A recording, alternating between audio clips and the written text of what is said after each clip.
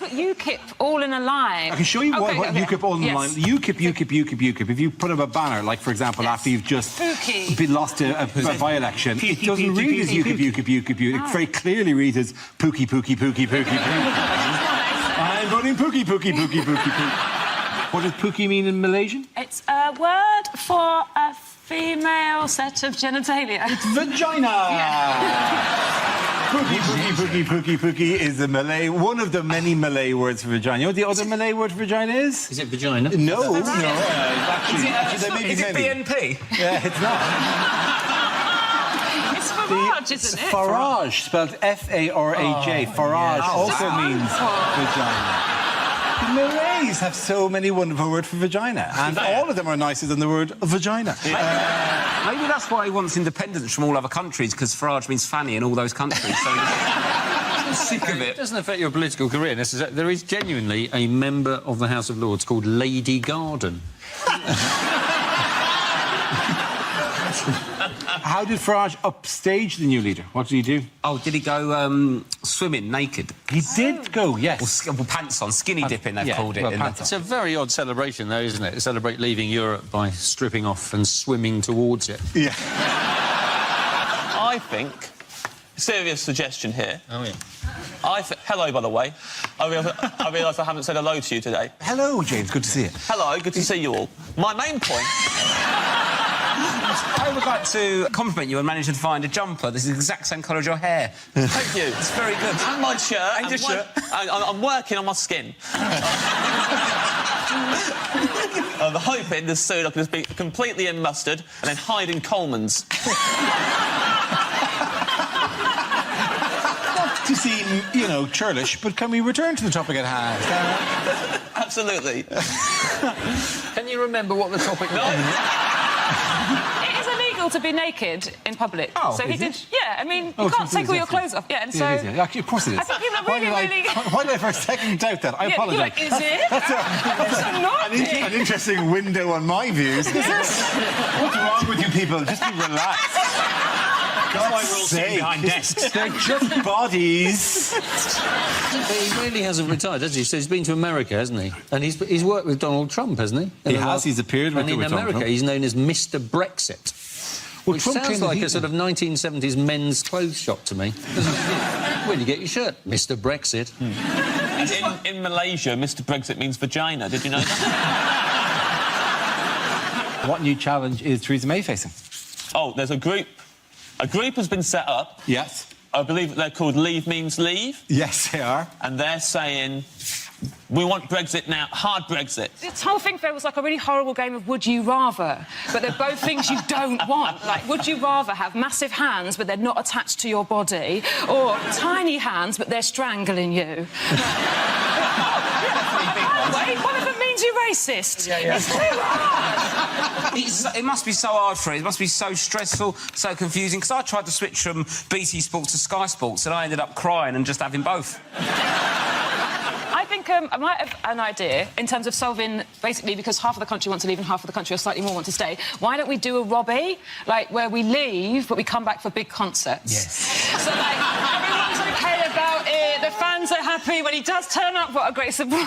But actually, most of the time, he's not in the band. So, sort of unexpectedly, yes. So they have, like, the European things where there's 27 of them around and they're all just swaying gently, and then it's like,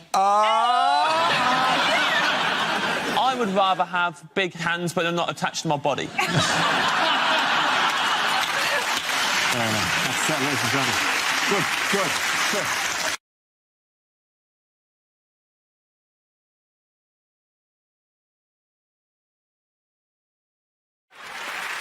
OK, now we play a game called What on Earth? I show the panel a topical image from somewhere in the world and ask them to tell me what's happening. So, teens, what on earth is this? This is actually what goes on inside crackers. Is this a photo of the sperm in Santa's testicles? Maybe it's a picture of us in 30 years' time. Oh, God, Yeah, but for the still in grace of show God. business. This is a convention of professional Father Christmases in America held recently. The Amalgamated Order of Real Bearded Santas have fallen out with members of other groups, such as the Red Suit Society, over accusations of unethical behaviour and unfair booking fees. You've got to think about the commitment that it takes. Look at those men.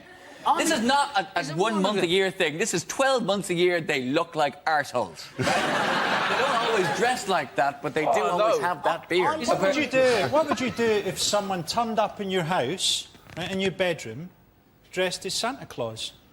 At this age? Yeah. Would you take the risk that maybe this is Santa? Or would you beat him to death? Perhaps killing Santa? Personally, I would hedge my bets and make love to him. Well, while you're doing that, be sure to give the beard a good yank. So at least you'll know if he's in the proper amalgamated order. Surely you could question him. Surely there's something between killing him and making love to him. Surely there's some other path you can take. I think I've bisected it directly. What an amazing Crime Watch reconstruction that would be as well. Just a blacked out Santa. I was only trying to give him presents. By the way, there is genuinely... I mean, they've fallen out. There's a unionised group of Santas who've fallen out with another unionised, and they're taking court cases against each other. There's threats against each other. Well, of course they're fighting, because there can only be one real Santa. I'm not sure they're not going to get along. What is particularly good is that one union of Santa Claus doesn't believe in the existence of the other union of Santa Claus. What if you let him go? What if you let him go? You accepted his story that he was Santa Claus.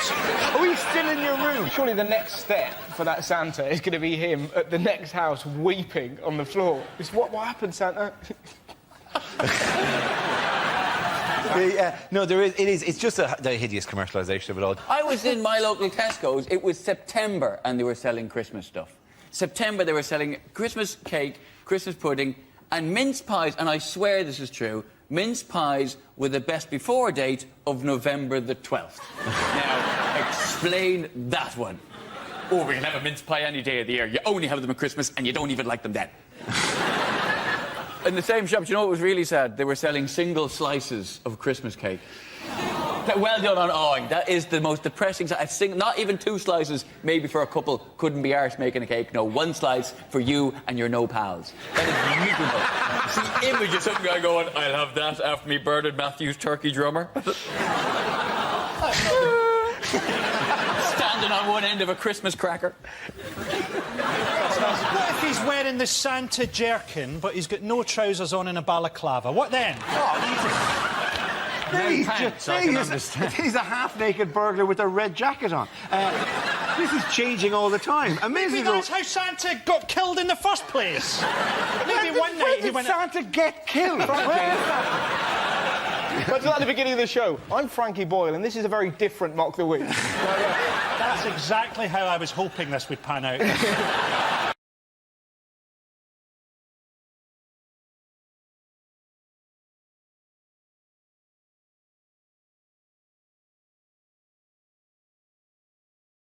We come to scenes we'd like to see, so if everyone can make their way over to the performance area, please. I'll read out this week's topics, and then we'll see what our panellists can come up with. OK, here we go. Our first subject is things you won't hear at the World Cup.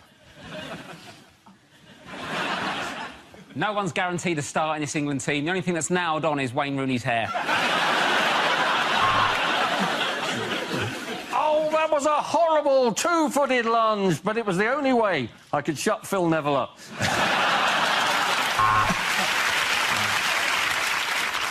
And now our cameraman is going to pick out some of the plainer girls in the crowd. Let's have a look at possession. Yes, 7 Colombians have been arrested for it. Hang on. It's not very high. Sorry. So it's just this one side is doing it all the time, and that's really unfair. I'm so sorry, right? You two you're kind of hogging it a bit. So for the rest of the round, I'm sorry. You're just going to have to...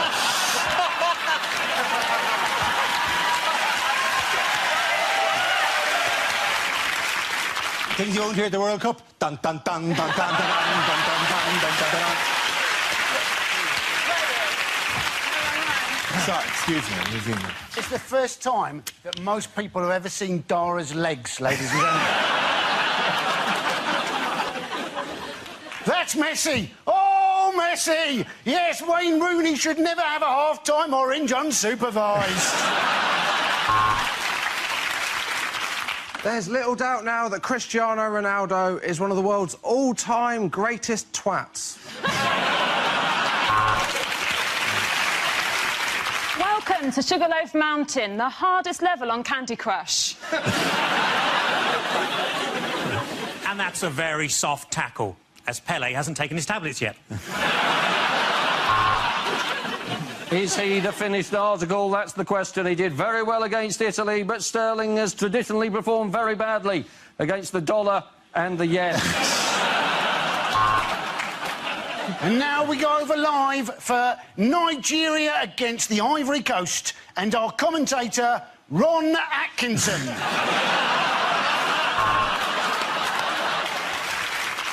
You join us here in Brazil where it's still fucking well hot. Hey, who's heard what's going on in Iraq?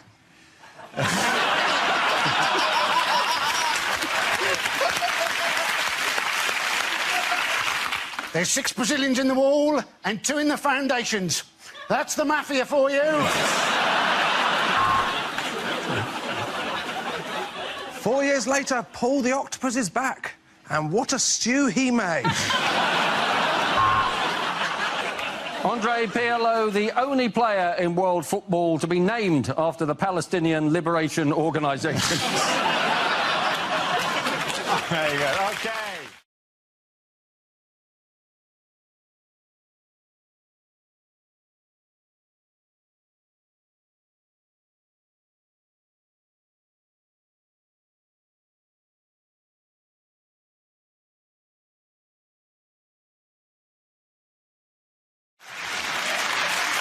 OK, the next topic is unlikely to hear at Euro 2016. Wayne Rooney's come out covered in Formica. I think the managers told them to play as a unit. Rooney is playing in the pocket. Oh, that's unpleasant.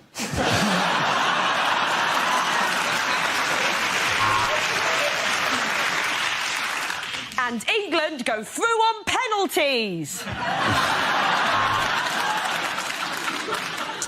And the French mascot is 7-year-old Lucien Dubois from Nice, showing us all how to smoke a cigarette with real panache there. Oh, that is an absolutely shocking decision by the referee. Black shorts, black shirt. I'm sure the girls will agree with me. Way too matchy-matchy.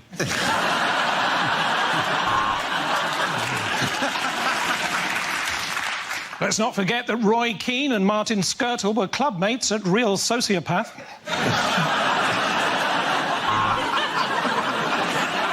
Oh, that is an absolute beauty. Swedish, about 25. Well done, Dirty Dave, on camera 5.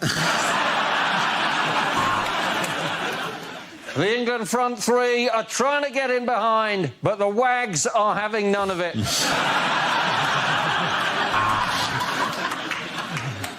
And the crowd invade the pitch and the French officials have surrendered. Oh, did that cross the line? Seemed a bit racist to me.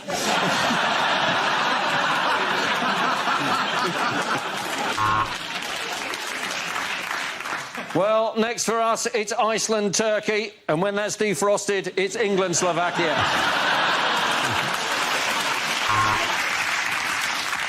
And Russia have gone for a 4-3-3-7-8-10-1-9-16 formation. We're never going to get out of this alley. Well, let's look at the stats in the first half. I was responsible for 90% of the cliches, and that really is the icing on the cake. And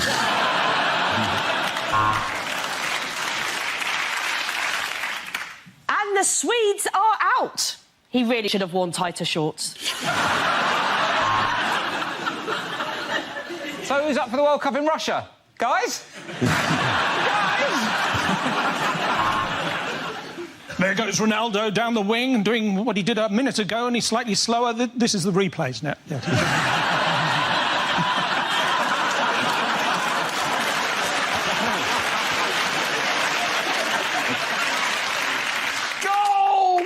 Say, cometh the hour, cometh the man, and I have. I'm just off to get some more pants. At the end of that round, the boys got a Rod, Ed and Miles.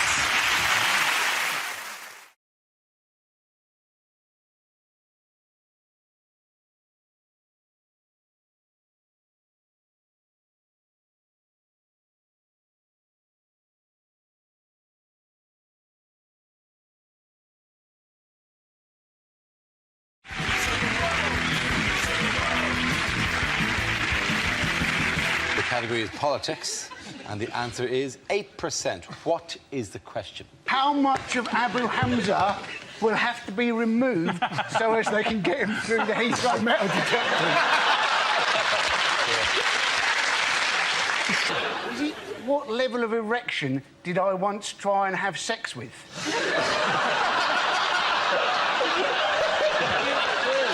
Do you measure like on that scale, or is it just in terms of... Image of you going out on the pole, checking your wallet before you go out, condom, protractor. How is the government planning to catch middle-class tax avoiders? With a butterfly net and the van from Chitty Chitty Bang Bang. It'll probably work better than the plan they have. They're planning to catch them using lie detectors. Middle-class people taking lie detector tests. It's like an upmarket version of Jeremy Kyle. And I'd like to see that. Wouldn't you like to see that middle-class Jeremy Kyle? You know, my cleaner ran off to another family. My husband's using the wrong cutlery. You corked my Merlot! The next topic is environment. Andy Parsons. So, now, apparently, plastic bags are evil. Because apparently, they take 100 years to biodegrade. Now, that came as a bit of a shock to me, because often when you get a bag in a supermarket, they seem to biodegrade when you put anything heavy in them.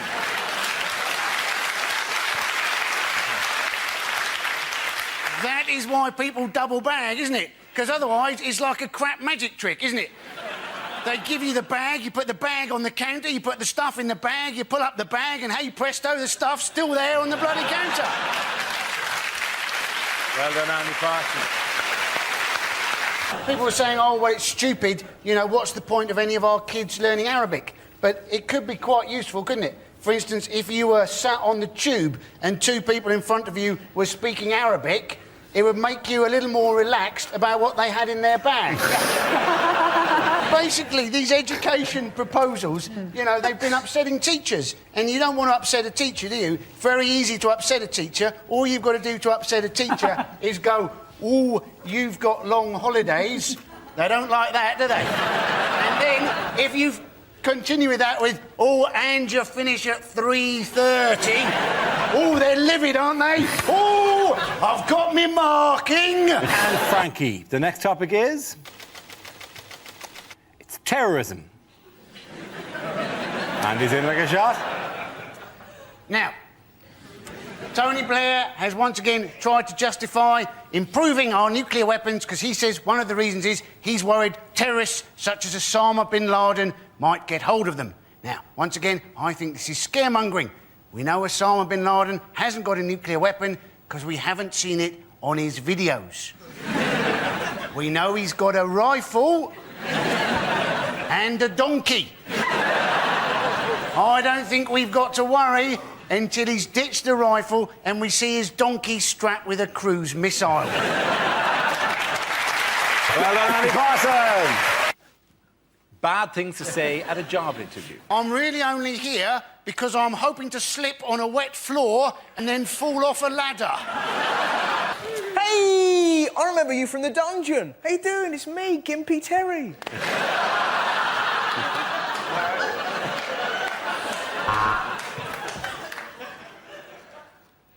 I'm Gimpy Terry's mate. He has been accused of verbally abusing a policeman at the gates to Downing Street who wouldn't let him through the main gates and forced him to go through the pedestrian gates. He swore at the policeman and apparently called him a pleb. They may have changed the words he said, because the words they claim he says was, best you learn your effing place, you don't run this effing government, you're effing plebs. Right. He said he didn't say those words. Now, I can't read out what words he said, because he hasn't told us, so those are the only ones I can read out. These are the people, though, who are charged with protecting him. You don't want to upset them. No. Oh, yes, I didn't catch Mr Mitchell as he fell from the second floor of the building, because I didn't think he'd want me to touch him, given that I'm a pleb and everything. But as we took his body out of Downing Street, we took him through the main gate. It's what he would have wanted.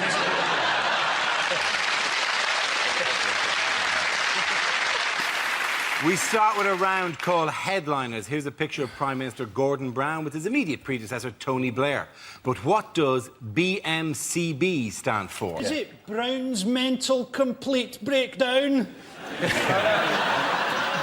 or is it just Britain's Mr Charisma Bypass? Is it Blundering Morons Crucifixion Begins?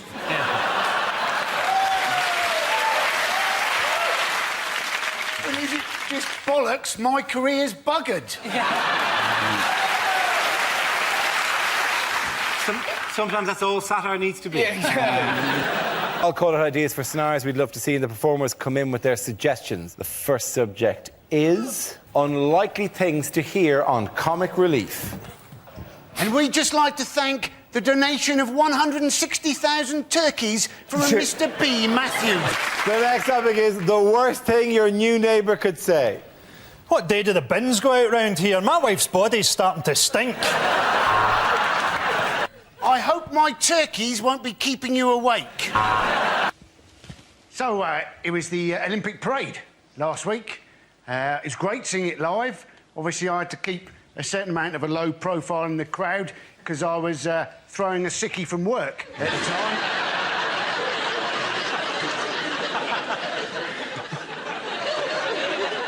But it was great. 21 buses driving through London at a steady 2 miles an hour. So very like a normal day in London, really. There was an embarrassing moment, though, when one of the conductors rang the bell on the bus and then got the shit kicked out of him by the blind football team. And I realised, actually, that I could get into any sport during the Olympics. The only sport I couldn't actually get into, dressage. Watching a horse walk and then reverse. They call it horse ballet. I don't think anybody would go and see ballet if it was just some bloke walking a bit quicker, slowing down a bit, stopping, bowing, and then pissing off. And secondly, not many people go to ballet anyway because it's shit. Thank you very much, Is it the number of tweets that David Cameron's received to his new Twitter account that include the word tosspot? Is it, in fact, what are the chances against getting a joke about Jim will fix it on the BBC? Will put you in the cabinet in Italy at the age of 19 if you're good enough. So you can see where this is coming from. Harriet Harman's an incredible figure, isn't she? You know that Harriet Harman, when she first came to my attention, she wrote a book about the history of feminism, which she dedicated to her husband. Yeah, she's mistaking sexism with people hating her. She's always saying stupid things, isn't she? She said she is Radio 2 to Gordon Brown's Radio 4. And you're thinking, well, she's not Radio 2. Radio 2 is the most popular radio station in this country. If she's anything, she's Isle of Wight FM on a Sunday morning at 3 o'clock in January when the transmission mast is broken. Andy Murray, a man who actually came along to our studios, didn't he? Yes, indeed he did. Came along after he'd lost Wimbledon. Yep. And then after we'd all taken the piss out of him, he went off and he won the Olympics and he won the US Open. Yes. I think all sports people who are struggling should come into the audience of the show.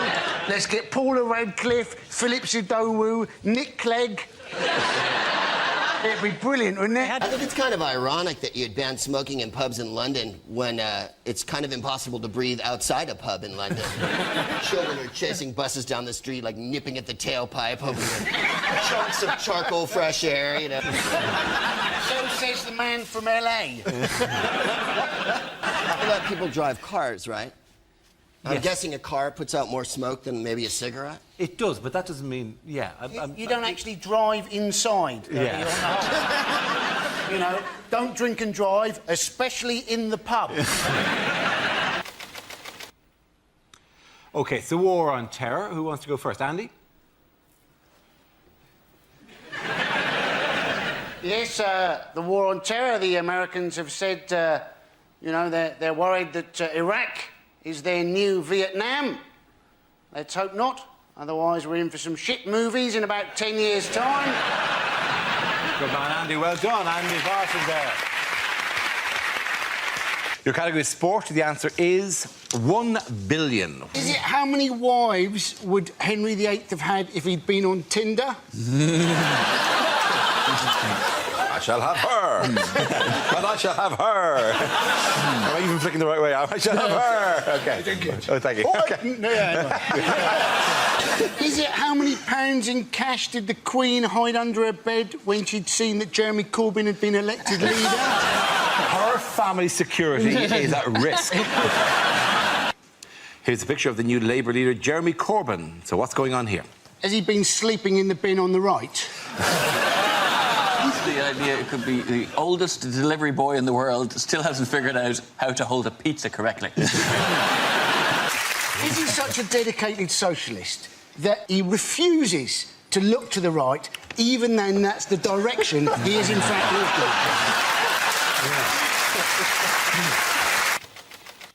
The topic is politics. Who wants to come in on that? Andy Parsons. So, we've had the Lib Dems announce their immigration plan. What they like to do is they'd like to put immigrants into places in Britain which don't, at the moment, have many immigrants. Quite what those parts of Britain will feel about that policy. I grew up for quite a long time in Cornwall, and there they regarded anybody who came from Devon as an immigrant. We had one bloke on our street who was known as the Traveller because he'd once been by train up to London.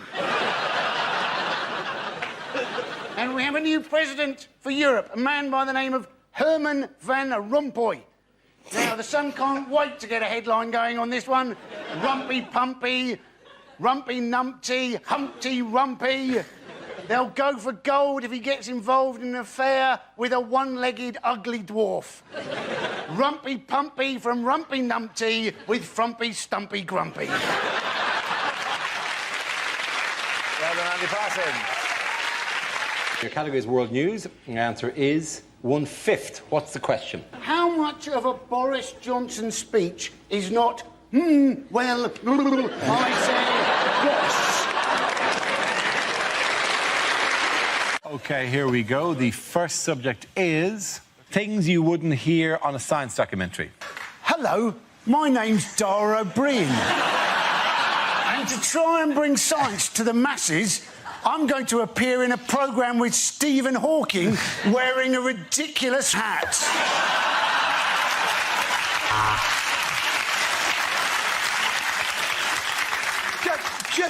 Just enough with the, you know... I love that hat, by the way. Hello, I'm Dara O'Brien. And I've got a massive head and a massive brain, but all I get to do in this bit is just press a little button. The Olympics. Who wants to come in on that? Andy Parsons. Now, I don't know how you got on with getting tickets for the Olympics. There are still tickets for the Greco-Roman wrestling. Yeah, whoopee-doo. There aren't so many Romans in Britain anymore, are there? And those Greeks can't afford the tickets. And we will have forever our first GB football team. Yeah, it'll be the first time that Ryan Giggs, Ashley Cole and John Terry have got together since the last Miss World contest. But if you haven't got any tickets, go and see the Olympic road race cycling, right? It's free, yeah?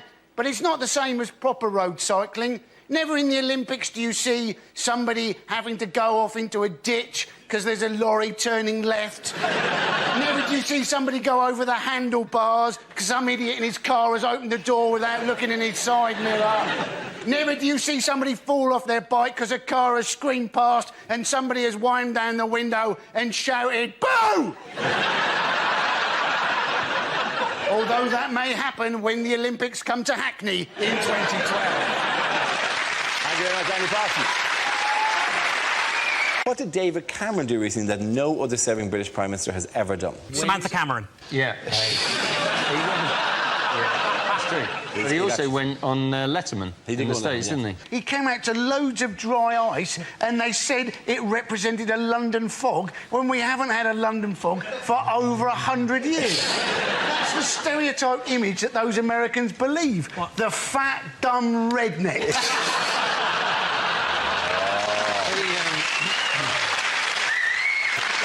The closest we've currently got to a London fog is Boris Johnson at the moment. Either that or Amy Childs from The Only Way Is Essex. What Boris Johnson did say was that he got it wrong deliberately because he didn't want to seem like he had Latin coming out of every orifice. Now, that sounds creepy, doesn't it?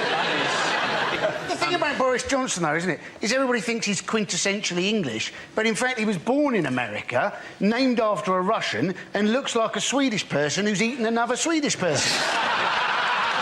And it's the economy. Andy Parsons. I suppose we should be grateful we're not in Greece. Things very bad there. There's rioting. Things so bad, the austerity measures, that they can't even afford to put petrol in their milk bottles to chuck them.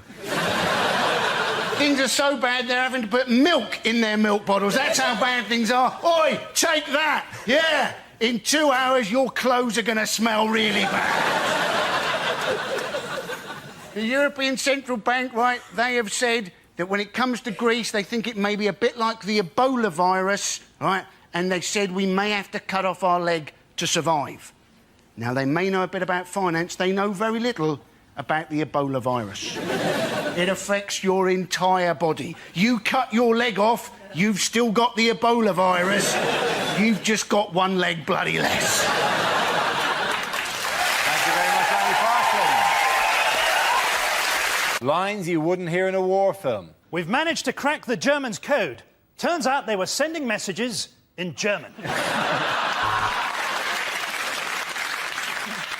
I'm afraid we can't afford goggles. So what we're going to have to do, we're all going to have to go like this. Things you didn't hear at the Olympics. I am the little girl from the opening ceremony. This is my real voice. And it's gold for Ireland. And it... Go on, go again, man, go again. Do it. And there's fuck all for Ireland. No, I'm not letting you off for the last Ireland joke. You're not getting on again for the rest of the show. You are not doing another one for the rest of the show, all right? Discarded titles for the next Harry Potter book. Harry Potter and the Mudblood Prince in a Nazi uniform. Harry Potter and the two other kids who can't act. The first topic is global warming. Who wants to come in on that? Andy Parsons. Sheryl Crow, she's gone into the debate. She wants us to save natural resources by apparently using only one sheet of toilet paper per visit. Now, let's face it, sometimes that's just not feasible, is it? But ever since I found that out, part of me's there thinking each time I use more than one sheet, I've let Sheryl Crow down. Then part of me's thinking, oh, I'd never want to go out with Sheryl Crow. She's a toilet paper Nazi. And half the time, she's probably got a dirty arse. Thank you very much, Andy Parsons. Here's a picture of former Prime Minister Tony Blair recently, but what does BGBC stand for? Is it in fact Blair's guilt-free, blood-stained conscience? That was a lovely laugh. Is it in fact everything the British Army didn't have when we went to war? Bullets, guns, bombs, choppers. I would like to apologise for the rocking of this boat, but we are currently being humped by a whale. There appears to have been an incident in the swimming pool. If a Mr. Barrymore could contact the captain. He actually has ice baths in a wheelie bin. And you think that can't be enjoyable, can it? Particularly if he does it on a Tuesday and gets carried away by the cancers. What a rugby commentator would never say. Oh, and he skipped through the defence, and that's lucky, because if these South Sea Islanders catch you, they eat you. And it's the coin toss, and Johnny Wilkinson has sprained his thumb. And here comes... It was after I heard the buzzer that I realised there was one thing I hadn't heard at the Olympics, right, was fuck it.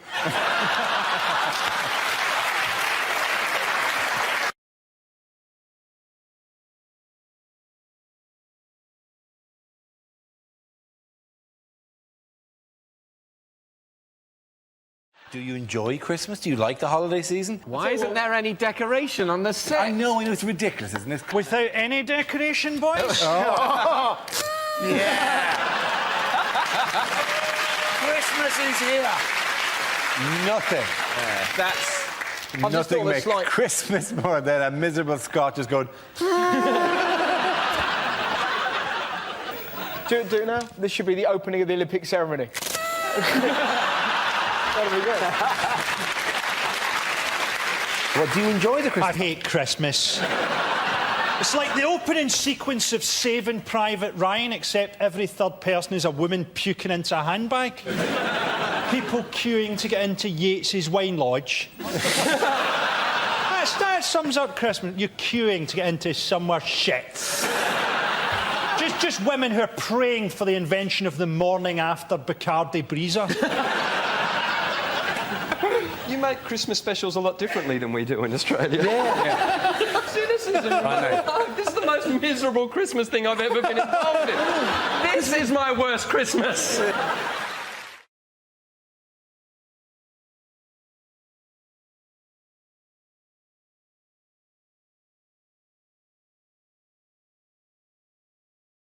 OK, here we go. The first subject is unlikely things to hear on a property show. 6 months in, and Mike has fallen out with the builder. There was no window there, and neither of them noticed. With violence and strong language from the very beginning, it's a place in the Sunderland. Yes, it is north-facing, but on the plus side, it's a caravan, so you can just turn it round.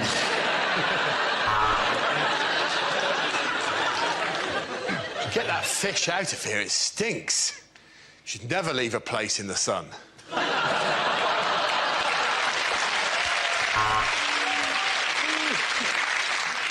We've just 1 hour while Gina's at the shops to improve her flat in Luton. We're setting it on fire and moving it to Oxford.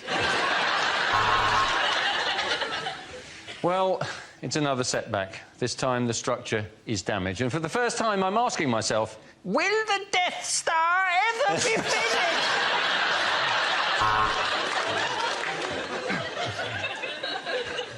And more information on how to get together a deposit for a house can be found in our free leaflet, When Will Nana Die? So, you bought it at auction for £100,000, but what exactly are you going to do with Middlesbrough?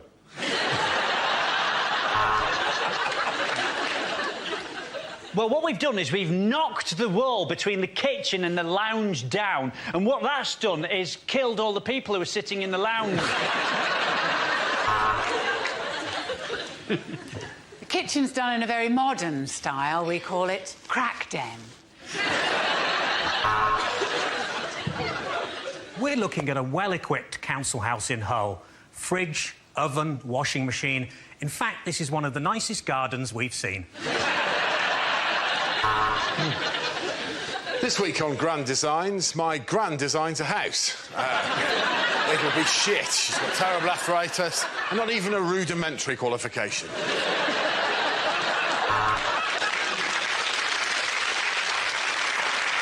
3 coats of varnish and a new rug, and Brucey is ready for his next show. Welcome Welcome to the 74-hour-long obsessive-compulsive episode of How Clean Is Your House? Knock it down, tarmac it, fuck 'em.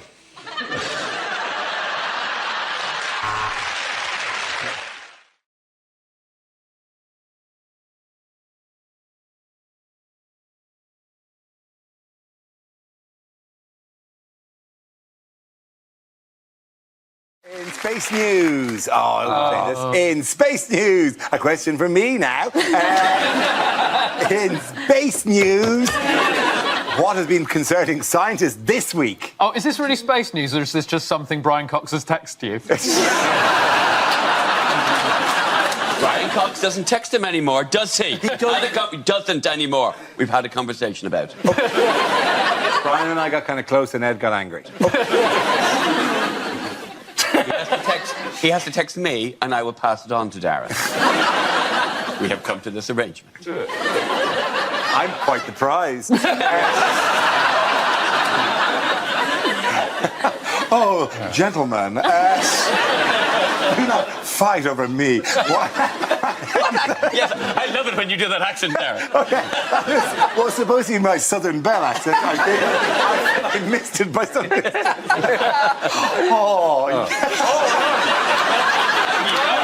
Really not good at accents. But let's give it one more go.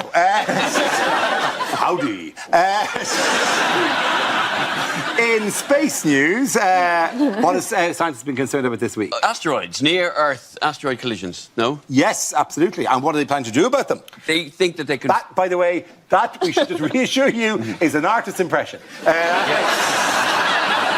now go live to outside. That's not Tim Peake's view from the space station. They're trying it on a specific asteroid, which is called, I think it's called Diddy Moon. Diddy Moon! It's difficult to be afraid of something called Diddy Moon, isn't it? I think we'd be a lot more terrified if it was called, like, Mega Dynamite Fuck Rock or something.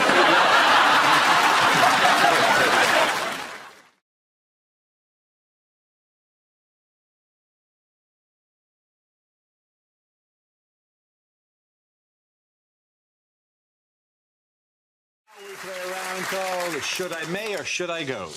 This game involves Reese and Nish, so if you could make your way to the performance area, please. This round's the stand-up challenge. I launched a wheel of news, and whoever chooses to stop, one of our performers must step forward and talk about that subject. OK, here we go. Let's spin the wheel. And the first subject is courage. Reese. I'm a very courageous person. Like the other day, I was walking home from a night out and I got myself a kebab, even though I knew full well that back home I had run out of Gaviscon. Wow. We got a badass in the room at last. Tell you what, though, I am not courageous enough to be honest to a taxi driver. Rule 1 of being a comedian, do not tell a taxi driver you are a comedian. They expect too much from the relationship, right? Like, either they want you to tell them a joke for free, or they want to tell you a joke, which is often morally all over the place, right? So you have to lie to them, right? But that's nerve-wracking. I was in a taxi the other day, and I freaked out, right? My mind just went blank when I got in the taxi. I was there, I was nervous, like my palms are sweating, my knees are weak, my arms were heavy. It was very familiar. I was freaking out, honestly, because I knew he was going to ask that question. I knew he was going to say, what do you do for a living? I'm in the back of the taxi thinking, Reese, don't panic. Just say the first thing that comes to your head. He turned around and goes, what do you do for a living, mate? And I went, taxi driver. I mean, say what you see. But he didn't speak to me for the rest of the journey, so I now do it every time. Thank you very much. See you again.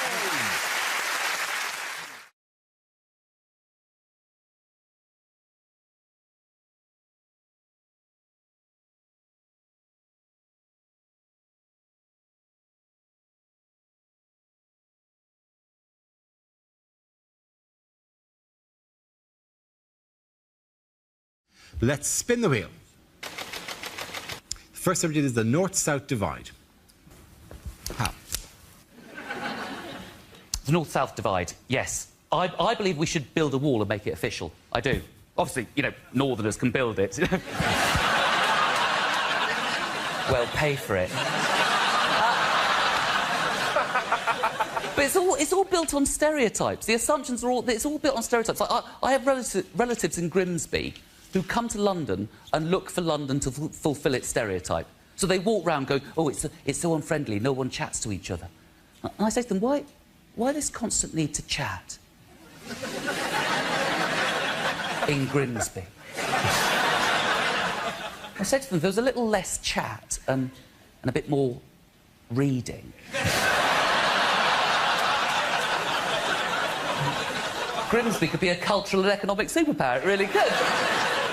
The assumption is ridiculous, though. The assumption that everybody down south is rich is unfair. Like London, yes, very wealthy city. It's also got the biggest concentration of poverty in the UK is in London. That's a fact. Not me, thank God. God, no. Don't be silly. No. This goes tits up. Mummy bails me out. But, see, maybe that's why I've got a thing about this, because I am from a very middle-class southern family, and I am a bit of a middle-class southern twat. You know, we're one of those families that meet and everything is lovely. It's like, so how are you? Are you well? Yes, I'm lovely. Are you lovely? I'm lovely too. But we're not really lovely. We can't do confrontation, the middle classes. That's why you never see us on the Jeremy Kyle show. Ever. She's sleeping with your best mate! Well, obviously, I'm not happy about it, Jeremy. It'd be rubbish, wouldn't it? They're having a baby, she stole money off you to buy drugs. She is a bit of a character. Thank you very much, Hal. Well done. Now we're left with Josh. Let's see what you have. Let's spin the wheel. The topic is the home. Josh Whittaker. My flatmate is kind of filling our kitchen full of all the kind of pointless things my mum has in her home now. I don't know if we've just got this tea bag saucer, the saucer for tea bags. It's a very useful item. If you haven't got it, what it is, it's a saucer that you keep halfway between your kettle and your bin. And it's basically for when you make a cup of tea and then you get the tea bag, look across at the bin and go... I mean, that's a journey, isn't it? I mean, that's 3 or 4 yards. I mean, I need a stop-off. That's like driving to Leeds. I could die of tiredness. Then you walk halfway, put your tea bag down, go back, pick up your cup of tea and walk past the bin and out the kitchen. All we've done is create a kind of tea bag death row. That's all we've done. We've got our tea bag sauce on our breakfast bar. If you haven't got a breakfast bar, what it is, it's an extra yard of sideboard. And it's for eating your breakfast. It's when you wake up in the morning, you want to eat your breakfast, but you think, bloody hell, it's too early for a table, isn't it? I mean, I can't handle one of them until lunchtime. I mean, what I want is something slightly higher and less comfortable. That's what I'm looking for here. There's one thing I don't want to eat at 8 a.m. It's a bar. That is the reason I feel so shit in the first place. Well done to both of you.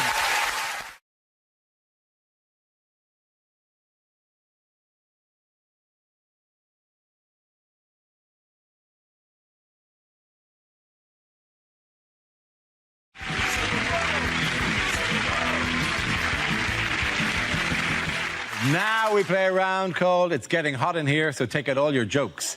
This game involved Tiff and Ramesh, so if you could make your way to the performance area, please. This round is a stand-up challenge. I launched a wheel of news, and whoever chooses to stop, one of our performers must step forward and talk about that subject. OK, here we go.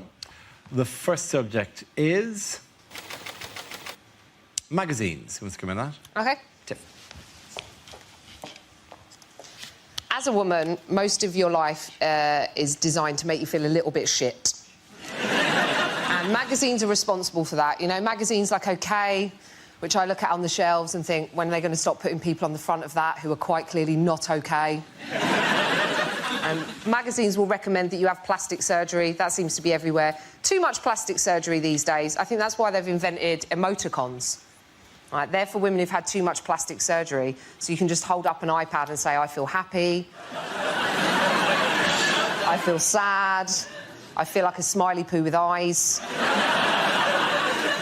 But I think the worst thing that magazines do is they perpetuate trends, really bad trends, right?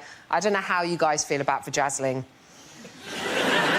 But I genuinely believe it is a plot by religious groups to get gay men interested in vaginas.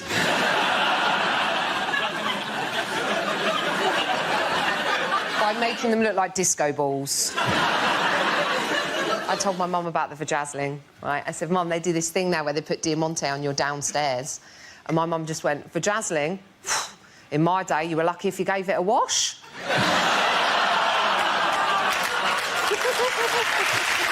Thank you very much, Jeff. OK, that leaves us with Ramesh. Let's see what you've been left with. Let's spin the wheel. And the topic is parenting.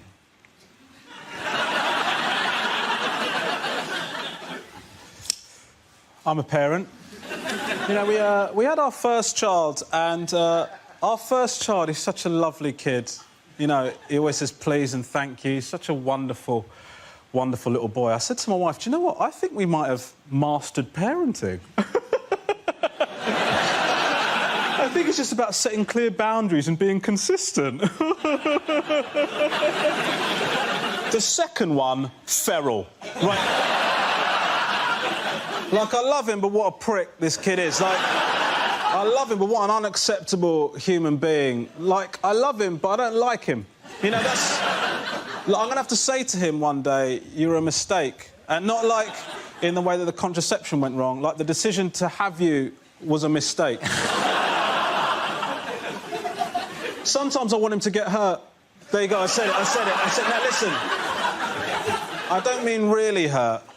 I just mean a little bit. You know, because he doesn't listen, this kid. When I say to him, don't do that, dude, because if you do that, you're going to get hurt. And then he does it, and he doesn't get hurt. That pisses me off, right? Because that is life telling him that I'm full of shit. This kid's running with scissors with no consequences. Do you know what I mean? Very good. Again, the points go to Tips Everton. Come on back, both of you. And the first topic is health. Who wants to come out? Nish. I had a bit of a health emergency last year. I was doing the washing up and I cut my hand. I was washing up and I pushed my hand into a glass. The glass shattered and it slashed my hand here and I had to go to hospital. And let me tell you this, the NHS staff are incredible. They're really nice to me. They're really sweet. One of them called me a brave boy. Which is good because I was being one, so I don't know what you're laughing at, OK? I'm the one with the badge. Anyway, before I did that, I did something which I probably regret doing. I called NHS 111. Now, if you don't know what this service is, it's a service the government has brought in to replace NHS Direct. So if you have a non-life-threatening emergency, you're supposed to dial 111 on your phones. Now, I'm sure that these people are very nice, but based on my experience, they have proportionately less skill than their numerical value compared to 999, because it was the blind leading the blind. At one point, she said, "How is the blood?" And I said, "Red," because I had no idea. Then she said, "Is there a lot of blood?" I said, "Yes," because there was a lot of blood. And she said, "Is there enough to fill a mug?" I've got no idea. I don't wish to brag. I have a lot of different mug sizes in my house. Also, while this was happening, I was just panicking. I wasn't decanting the blood in the hope it would be poured back into my body at a later date. Then she said, "Is the blood flowing or oozing?" I said, "I have no idea what the difference is between those two things is." And she said, "Oh, there's a difference." And I was like, "I'm not getting into a semantic debate with you while blood is gushing out of my hand." And she just went, "Gushing, thank you very much." Well done, Miss Kumar. OK, that leaves us with Milton. Let's see what you've been left with. And the topic is transport. When I was at school, my bike was smashed up. It was my own fault, really. I just handed out leaflets saying, "Bullying, let's break the cycle."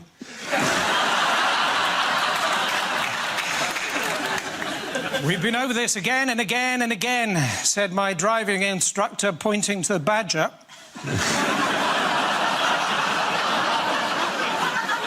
Apparently, there is actually a road in the north of England called Quality Street. And there's only one person living in it, and he's both Turkish and delightful. Tricky, isn't it, if you're both a moth and a sea captain? In charge of a ship. But up ahead, you see a lighthouse.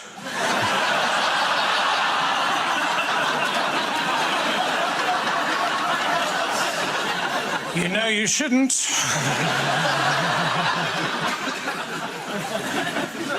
Toilets in trains are rubbish, aren't they? Especially the one right at the front, and the bloke in there gets so cross.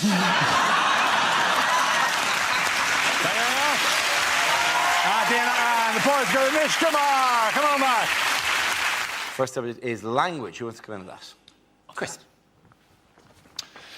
Language, apparently, was developed by humans to help them during hunting. That's what people will tell you. I don't buy that. I think language is more likely to have developed spontaneously, probably between a cave couple who were just furious with each other, incandescent with rage, but completely incapable of expressing their emotion, just standing opposite each other in the cave mouth, going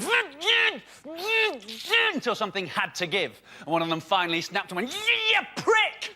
And I went, "Oh, it's all coming out now, isn't it? Never clean this cave up. This place is a tip." "Well, why didn't you say something before?" "Well, I couldn't, could I?" "You're a pig, you are. My mother warned me about you." "Oh, really? How?" Bantu, the Bantu languages of the southern African peoples, they speak with a system of clicks and tuts, this kind of using their throat and their tongue, and they're constantly surrounded by horses they've no need of. It's a nightmare for them. Bantu for go away horses.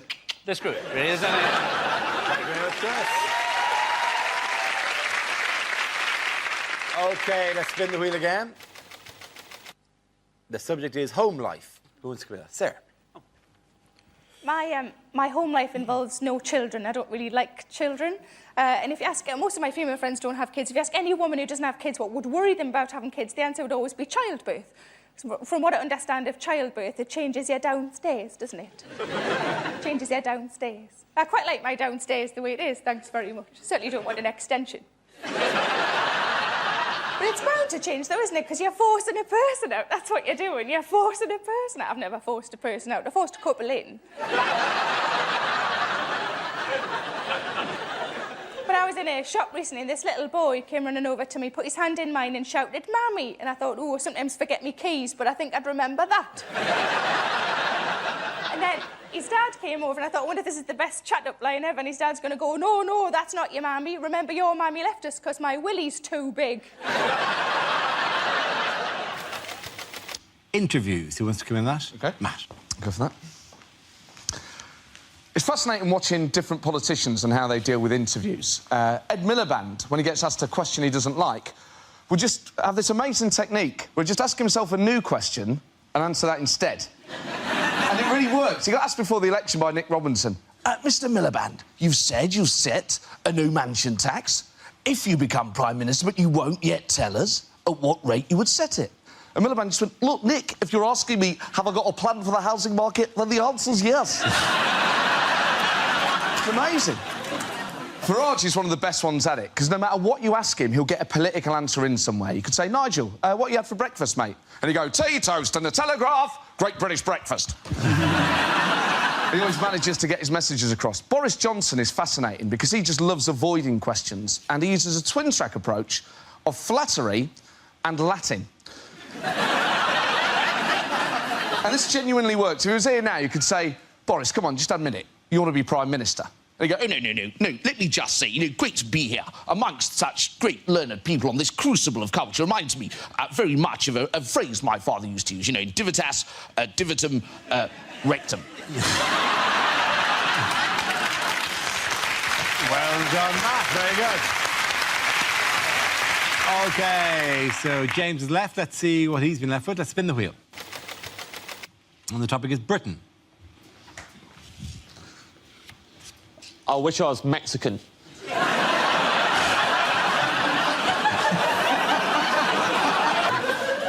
Love everything about... I love Mexican food. My favourite place to eat is a Mexican restaurant called Oaxaca. All you need to know about Oaxaca, everyone steals their spoons. So much so that every January, Oaxaca have a spoon amnesty on. You bring back one of the stolen spoons, and then they reward you with free tacos. Genius. Not only do they get their spoons back, they also get to watch while the thieves eat tacos, which I imagine have been interfered with beyond belief. Love Mexican food, love Mexican music. Mariachi music, best music in the world. Top 3 mariachi songs. Number 1. Number 2. Number 3, nothing, 'cause there are no other mariachi songs. Ever been to a mariachi nightclub? It's full of people just going up to the DJ like, hey, man, have you got da-da-da-da-da-da-da-da-da-da-da-da-da-da-da-da-da? Yeah, I'll play it next. How about da-da-da-da-da-da-da-da-da-da-da-da-da-da? Open your ears, I'm playing it right now. To request that song during the next one.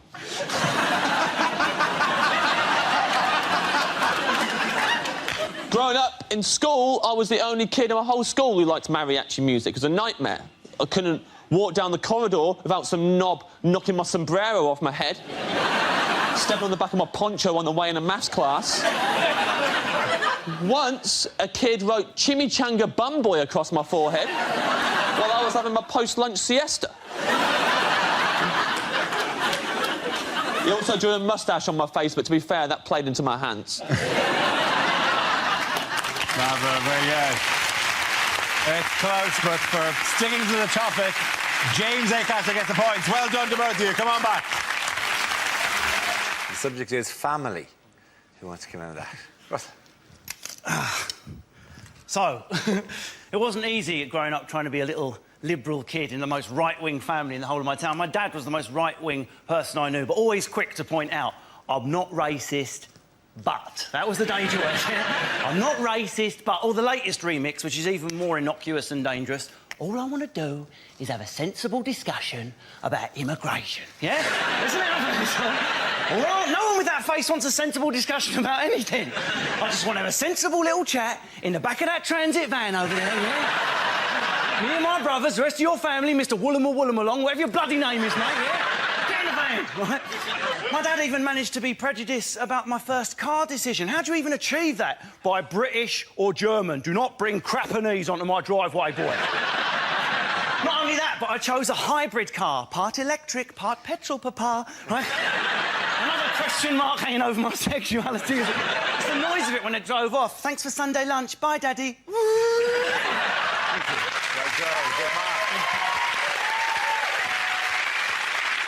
OK, that leaves us with Milton. Let's see what you've been left with. Let's spin the wheel. And the topic is jobs.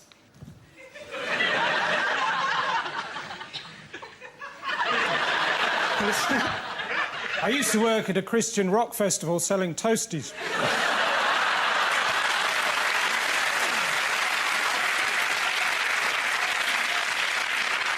The best day was when I sold this Jewish bloke some yellow ham.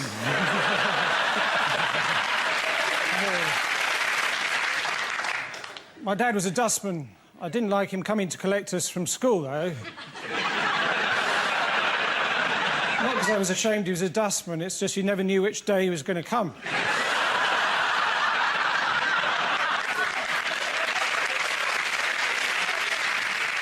The rest of my family were police marksmen. Apart from my grandfather, he was a bank robber. He died quite recently, surrounded by his family.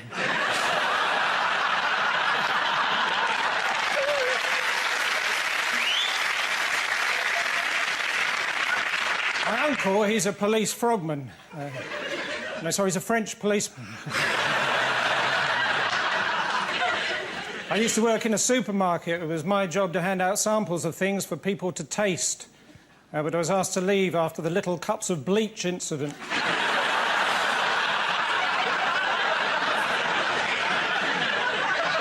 After that, I worked in a pathology lab, but I was asked to leave after one of my reports said cause of death, autopsy.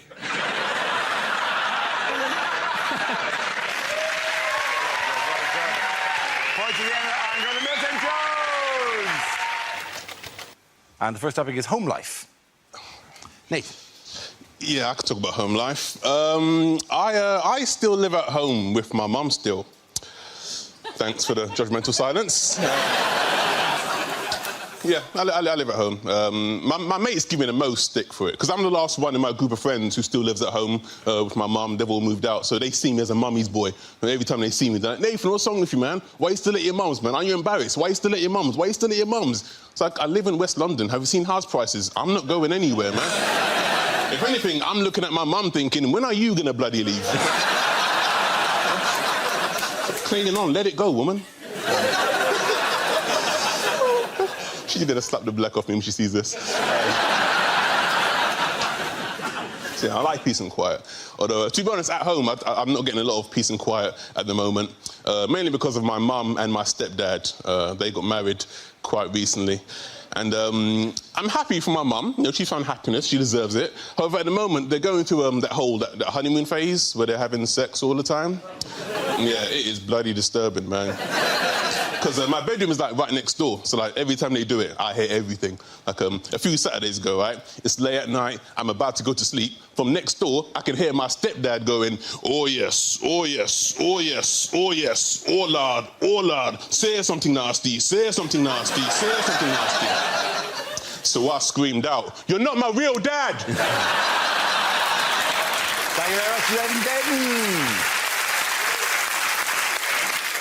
OK, that leaves us with Ed. Let's see what topic you've been left with. And the topic is diet. I hope this isn't just a hint that I need to lose weight. Because I've lost quite a lot of weight recently anyway. I've lost about 6 stone in the last 3 years. Cheers, guys, thanks. I mean, no. Too late, you went with the British reaction. Thank you very much. Just couldn't give a shit, mate. Carry on. We don't... Stop showing off. We don't want to hear about it. Found myself in a bit of a nightmare situation recently. I went to the Middle East to do some gigs. Now, that bit was nice, that was lovely, but they put you up in a hotel where the food is all-you-can-eat buffets 3 times a day for 10 days. Now, this is a nightmare scenario for me because I cannot be trusted at an all-you-can-eat buffet.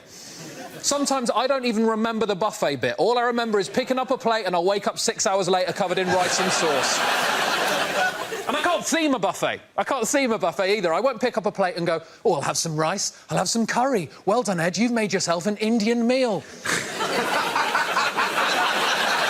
Won't do that. I'll get a plate, I'll get a spoon, and I'll run along the full line of trays, just scraping food from every nation onto it until I've got some sort of plate Pangea, just an unidentifiable mass, just Spanish food, Japanese food, Chinese food, Indian food, coffee, sushi, just horrible. Just wedge my face into it, everyone going, "Is that man all right?" Don't look at me! I'm having a buffet! Just food from all over the world. My body for 10 days had no idea where I was on this planet. I went for a shit 3 days in, a UN flag came out. Well done. Jenna and quite good. Ed Gamble! Come on back. The next topic is charity. Joe, you going for that? All this talk of famine makes you a bit peckish, doesn't it?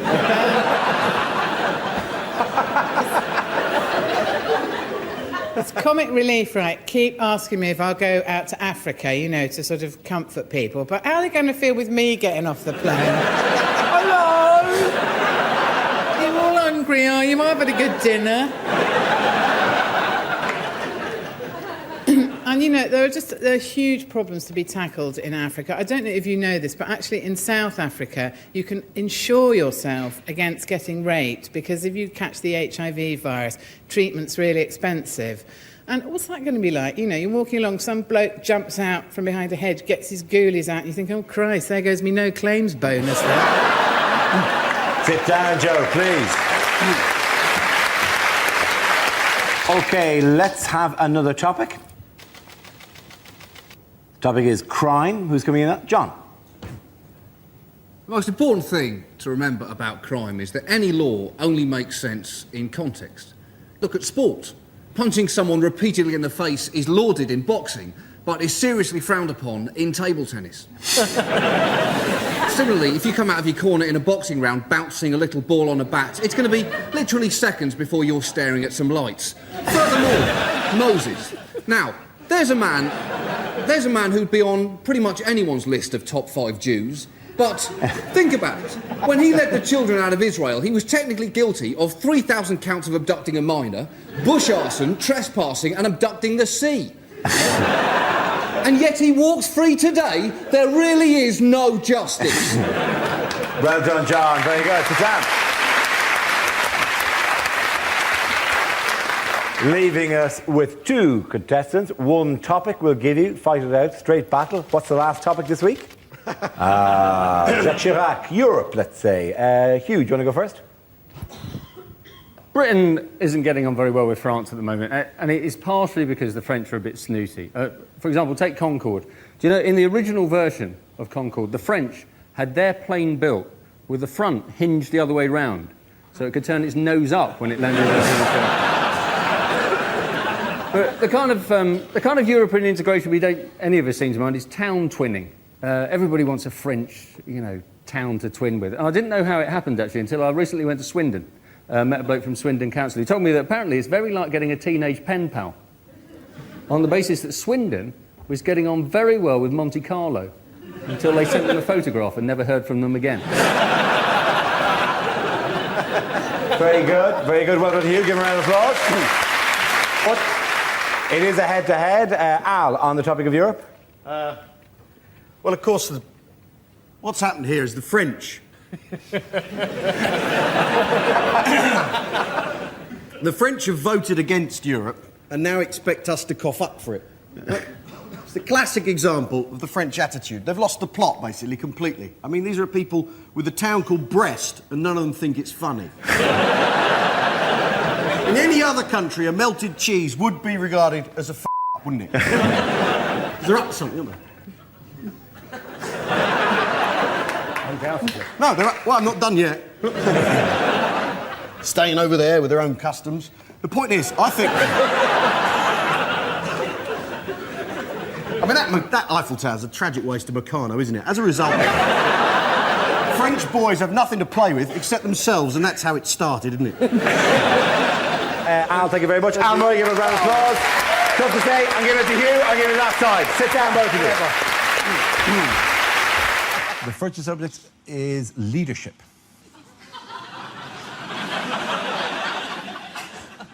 Leadership looks fun, but it's stressful. Just look at anyone leading a conga. On the outside, it looks brilliant, having a great time all the time, just...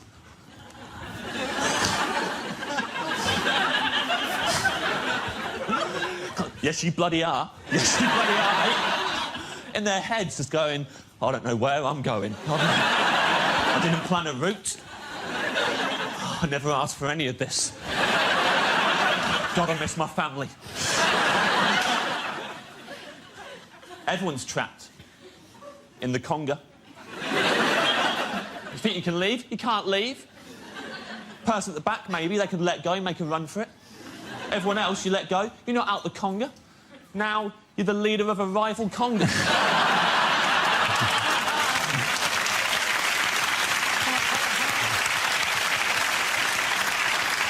Now you've got turf wars to worry about. Worst case scenario, you're second from the back, you let go. The one person behind you loves congas, isn't giving up for anyone. You're trying to mingle at the party with a maniac on your hips. Have a serious discussion about the Lib Dem conference and still going hell for leather. You'd have to go swimming just to get rid of them. Never going to lead a conga. Never going to lead a Three Cheers either. I don't know who these lunatics are. I don't know where you acquire that level of confidence. Just get up in a room full of people. 3 cheers for Jackie! Hip, hip! What if everyone goes, no? Not 3 cheers for Jackie, she's an unpleasant person. How about no cheers for Jackie? Hip, hip, shut up.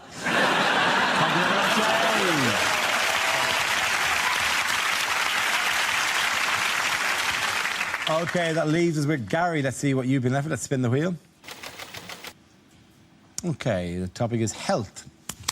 Where you go? I'm a lot sportier than I might look. In fact, I picked up a little niggle at the gym the other day. I mean, he pronounces it Nigel.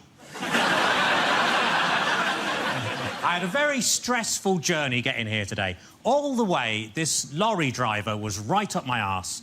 But it was nice of him to give me a lift. Now, I spent most of the afternoon hanging out at the swimming baths. And then somebody told me and I tucked it back in again.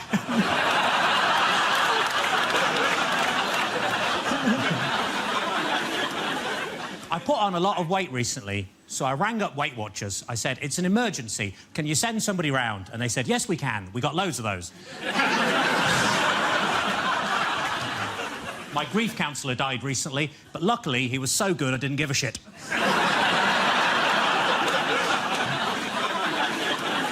I accidentally kicked the dog earlier and he bit me on the bollocks. My mate said it's karma. I said, no. If anything, he's even more angry. I asked the vet, what can I do? I think my dog's racist. He keeps barking at the Asian man next door. And the vet said, muzzle him. I said, I don't know, but he's got a beard. I went round to see my nan. I said, what you been up to? She said, weed in the garden. I said, well, at least you didn't shit in it. I was in the garden with my girlfriend earlier, and we saw the 18-year-old girl next door, all dolled up, ready to go out clubbing, and my girlfriend said, do you know what? At that age, I could really see myself in her. Which was weird, because I was thinking the exact same. Thank you very much. Well done, David. Point there for David. Come on.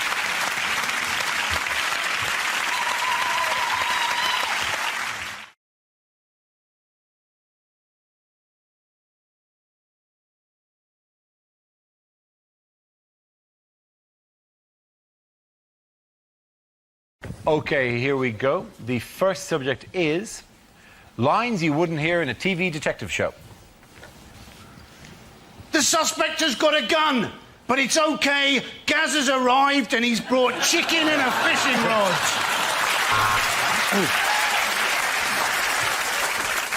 I'm not doing it. This is a midwinter murder. It's freezing. It's not in the contract.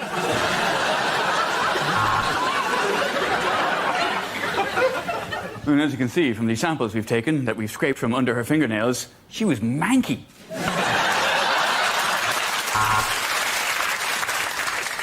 He were a policeman that got hit by a car and thought that he'd woken up in 1970. He were wrong. It were present day. This is CSI Hull. Sergeant, if you look closely, there are semen stains all over these bed sheets. Let's book into the Holiday Inn instead. Poirot, you've done it again. You've bored me shitless for the last 2 hours. So that's it. At the end of a 3-month investigation, that is it. It's Colonel Mustard in the living room with a lead pipe.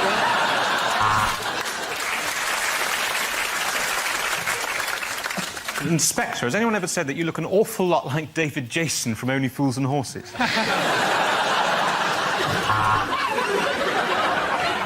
Yes, Miss Marple, we've had the lab results back, and it's very interesting. Actually, it's thrush.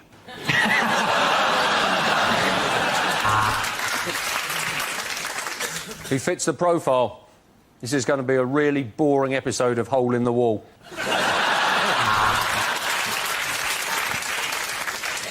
You're probably wondering why I've asked you all to gather here in the library. Sorry. Probably wondering why I've asked you to gather in the library.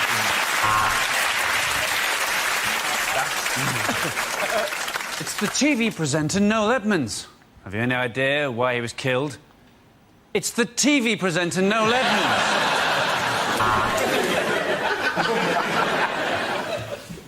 Ken Stott is Detective Inspector David Sod in Sod's Law.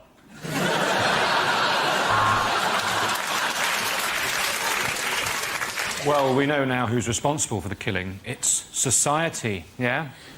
Yeah, you want to think about that, hmm?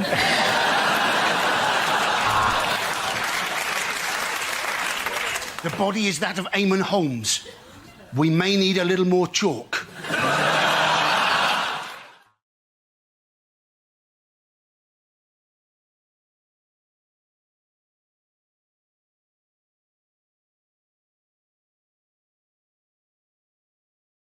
The first subject is unlikely lines from a costume drama. Madam, I'm in line to the throne, and as such we shall be dining somewhere that befits my title. Pizza Express Woking. Batman.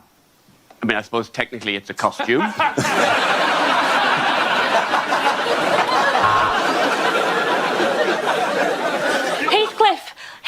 let me in!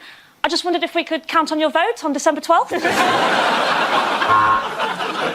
Generally, I am a footman, sir. Although I do also like the bottom and the breasts.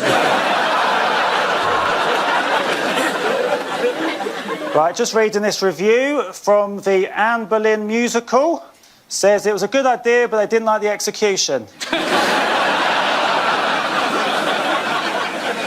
Lord Windermere is famed for his opulent balls. I've heard he wet shaves them.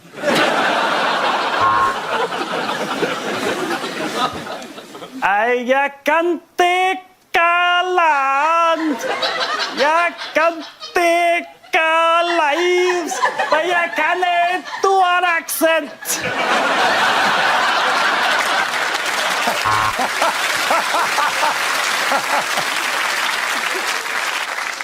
You are Jane Eyre. So this must be your brother, Nike.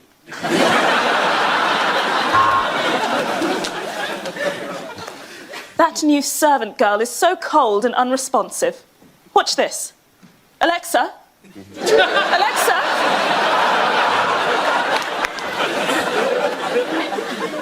Your Lordship, I am delighted and excited by the unexpected turn our correspondence has taken. I await, with feverish excitement, the next portrait of your engorged penis.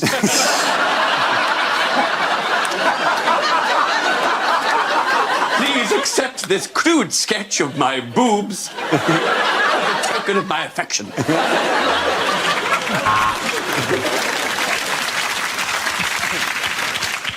My heart is in my mouth. My liver is in my anus. Jesus, this corset is tight!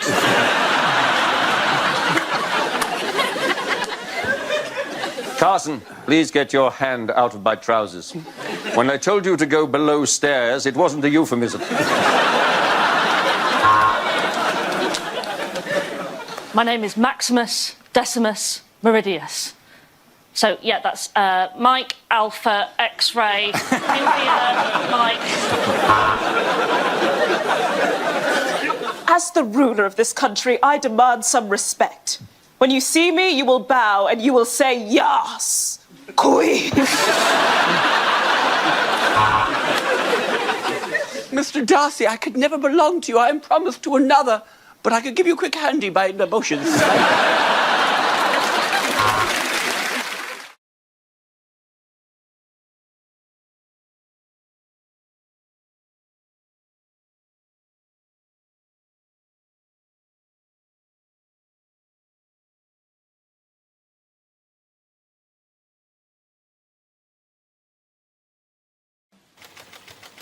Now the topic is family.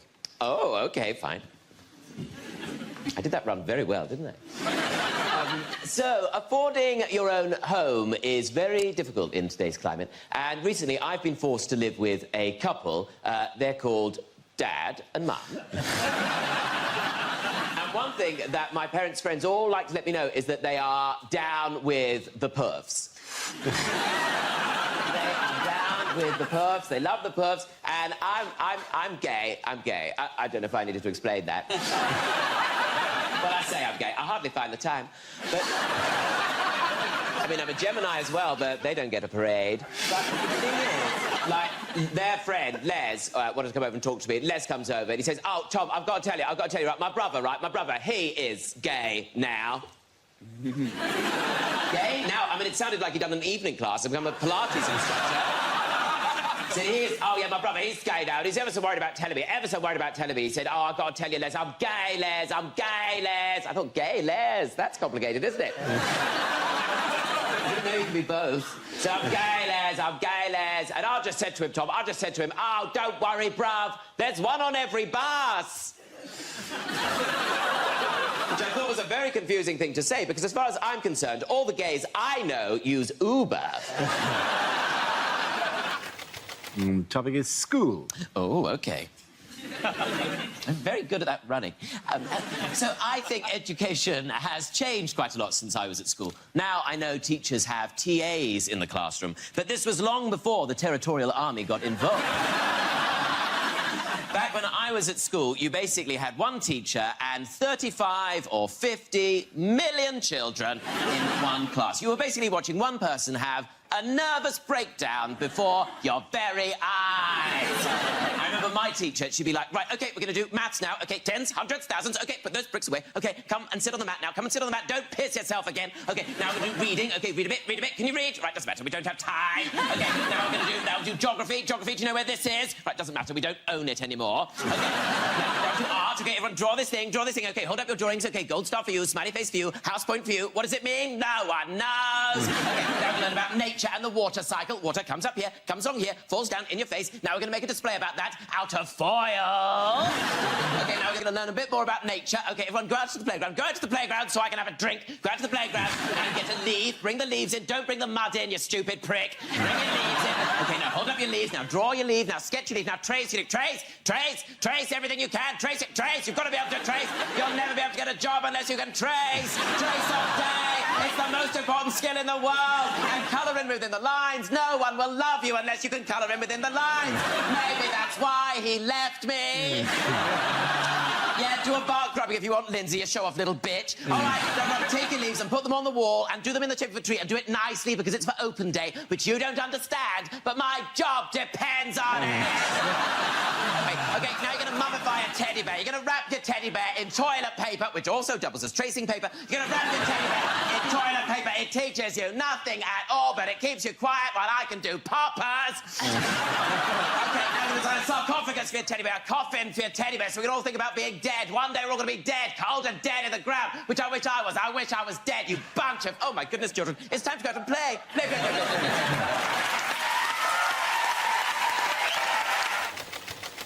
The topic is driving. Oh. I have to drive because I run like that.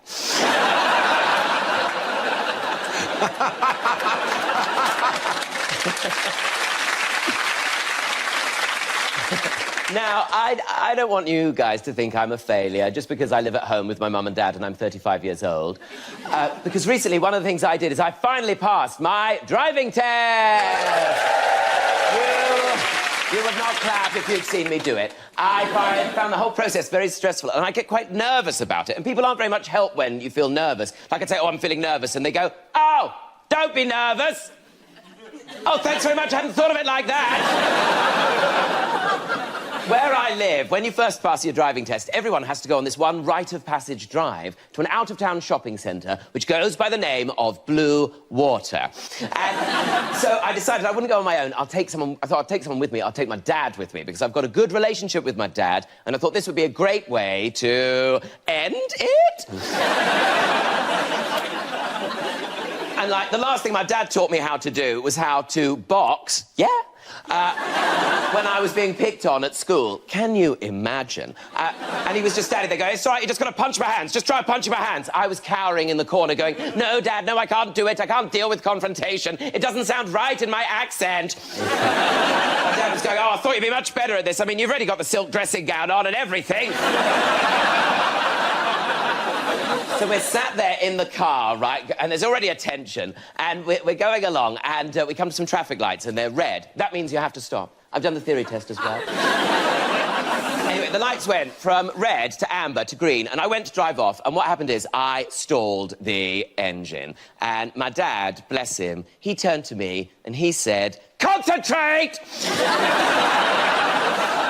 Which is such a calming thing to say. The first subject is parties. Hello. I get invited to parties. I get invited to hen parties quite a lot. I get invited as the token gay. I know. I never seem to get invited to the stag parties. I don't know why. Maybe people think I wouldn't be very good at zip wiring through North Wales.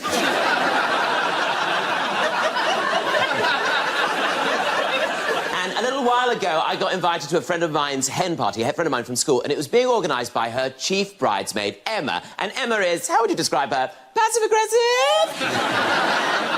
I knew I had to go to this hen party because suddenly I was added to a WhatsApp group. What's up? I'll tell you what's up. I looked at my phone. I had 324 notifications from people I did not know. I'm in this group with the mother of the bride. We've all got to call her Mum, her sister, Auntie Wendy, and then they're all sending selfies to each other, except Auntie Wendy can't send a selfie, can she? She sends a video of her eyebrow. Twice. It's used up all my data, all my storage is gone. Then something pink covers the lens at the end of the video, which you assume is a finger, but you don't like to ask. Then I have to go to this hen cottage, right, this dream hen cottage, which was just outside Reading. I pulled up, I donned a penis headdress, put a pink sash on, got out of the car. Right, Emma was answering the door in a steadily escalating pitch of excitement. Oh, my God, hi, you look amazing, coming in. Oh, my God, hi, you look amazing, coming in. Oh, hi, Tom. Rude. Then... I had to go and introduce myself to all the other hens, and if there is one thing worse than being invited to a hen party as the token gay, it's if they've invited another token gay. And who was it? This guy Kevin, right? He's a dancer. He's got a hat on. He's a better gay than me. You can't compete with that. Then we've got to go off and do all these activities. We started the day with a guacamole making class. What the hell is a guacamole making class? You can't chop an avocado. It's basically just mush. Then we had to go to a tango lesson. I can't do it. I haven't got the hips for it. Kevin can. He's actually very talented. Then, right, we had to go on a gondola ride round Reading. I mean, it's hardly Venice, is it, when you're going past a Matalan? Auntie Wendy's going, oh, it's just like St Mark's Square, isn't it? Or is that Asda car park? Anyway, I wish I had been on a zip wire somewhere in Wales. Thank you. And it's food. Oh, OK. Oh, very similar topics. I once went to a buffet in Reading, and that's not even the joke. It was organised by a woman called Wendy, and it was so beige. It was so bland. It was like a buffet representation of Reading. I looked across this buffet, right? They put out sausage rolls, right, where they just whipped off the cellophane and put the corrugated plastic straight down on the table.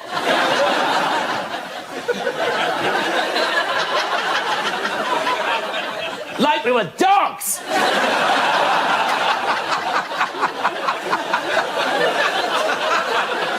Then we had Scotch eggs, right? Scotch eggs cut into quarters. Apparently no one can eat a whole one. Then we had breadsticks displayed in a pint glass. I thought I was at a fucking UKIP rally.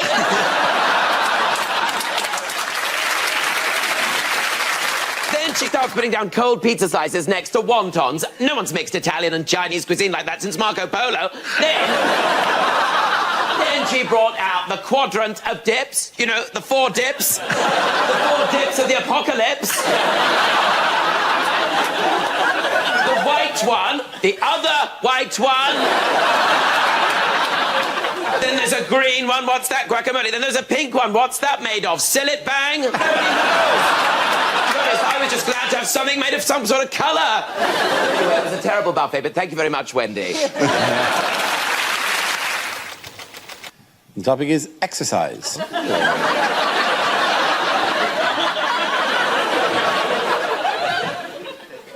Also a picture of me. I'm not very good at exercise. I joined the gym. I joined Virgin Active because there wasn't a Virgin Passive. And I found the whole process very intimidating. Like, when you go in there, you're confronted with all the cardio area, like the cardio area. They call it cardio because that's where you go to have a heart attack. And then at the other end, they have what they call the free weights section, the free weights, which I have no business being in because it's for the bigger boys.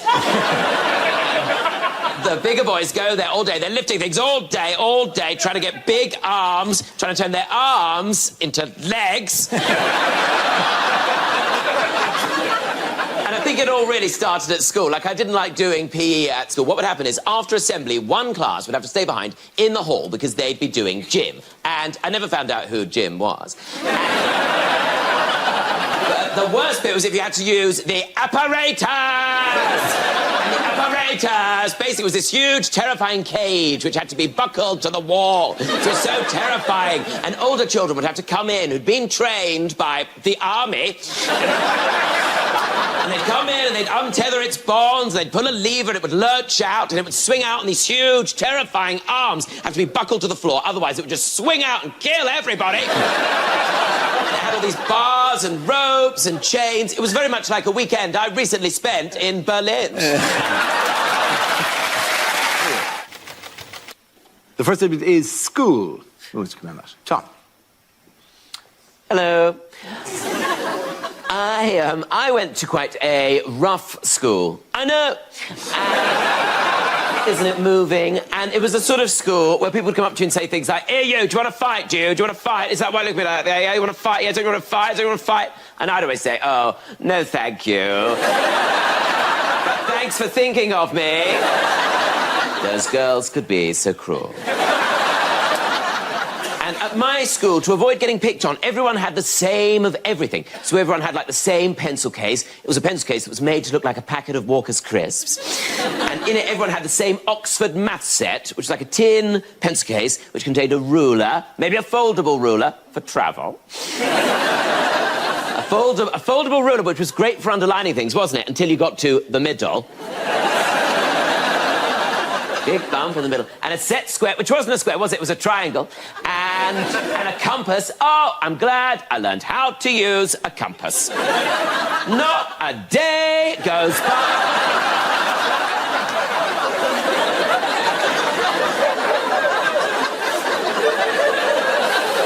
It's a perfect circle. It's got a hole in the middle, but it's a perfect circle. And, like, when do you even get to use that math set? I mean, occasionally you'll get to do proper grown-up maths, or math as they call it in America, don't they? But we do it more than once. When you get to do things like trigonometry and SOHCAHTOA. Do you remember that? SOHCAHTOA, SOHCAHTOA. Do you remember that? SOHCAHTOA. That's a thing. SOHCAHTOA. Sine equals opposite over hypotenuse. Cosine equals adjacent over hypotenuse. I mean, now, as an adult looking back, it would have been nice, wouldn't it, if they spent maybe half an hour, or even just like 10 minutes, just 10 minutes going, "This is a pension scheme."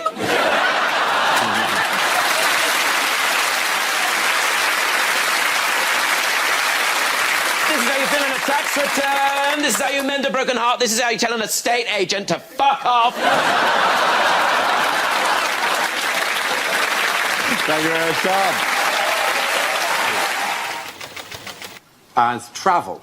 Travel, okay, fine. Well, I travelled from over there. Hello. One of my favourite travel experiences was at secondary school when we went on the school music trip to France. And to get on the school music trip to France, you had to be part of the choir. I was in the choir, and it basically meant you got to hang out with all the other 13-year-old homosexuals who didn't yet realise they were homosexuals, and their chatty female friends. And it was a great place to go and learn how to play a show tune on the flute. Not a euphemism. And this was back in the day when it didn't matter where you were going with the school. If you went on any school trip, you had to go by coach. Like, if you go to Australia, you go by coach. This was supposed to be a 5-day trip to France. We spent 2 days on the coach getting there and 2 days getting back. It was basically a day in France. So, on this trip, you really had to make the best of the coach trip. And for me, my favourite bit was when we got to stop off at the French hypermarket. So I thought that would be a great place for me to show off how much better I am than everybody else, because I'd actually been paying attention in French. So I went over to the patisserie and I said to the man there, "Bonjour, je voudrais un croissant, s'il vous plaît." And according to the French classes, the man behind the counter should have responded by saying, "Oui." Il y a un croissant ici. Which, when you think about it, is basically the equivalent of someone coming over here and saying, "Hello, I'd like to buy a pasty, please." And then the man behind the counter responding by saying, "Yes!" There is a pasty here. And not even mentioning that it's part of a meal deal. So I said, "Bonjour, je voudrais un croissant, s'il vous plaît." And then the man behind the counter responded in normal French by going, blah, blah, blah, blah, blah, blah, blah, blah. I had no idea what he was saying. Blah, blah, blah, blah. I mean, my friend Kevin was no help. The only French he spoke was the French horn, which is a euphemism. Blah, blah, blah, blah, blah, blah, blah, blah. I mean, I say they teach us how to speak French. Most of the time, they teach us how to sing it. I mean, I could have stood there and gone, quelle est la date de ton anniversaire? But the idea of a 13-year-old English homosexual standing in the middle of a French hypermarket going, what is the date of your birthday? Couldn't be any more absurd. So I just responded by saying, oui, oui, d'accord, d'accord. Ended up with 8 kilograms of ham.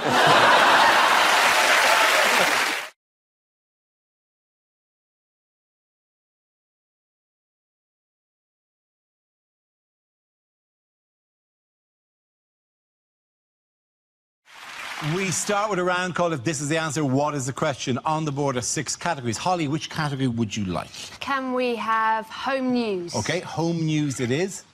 The answer is no. What? What is that going to be about, I have no Nora? idea what story this could possibly refer to. What is the question, Holly? Is it UKIP's immigration policy? Is it do Man United have a defence? Is it, how should you not answer the question, did you pack these bags yourself?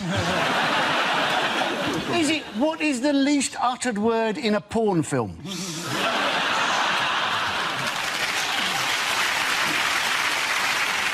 Is it what did his friends call Nostradamus? Is it, what type of oil painting is John Prescott? Is it the answer to the question, do you want to be in my gang, my gang, my gang?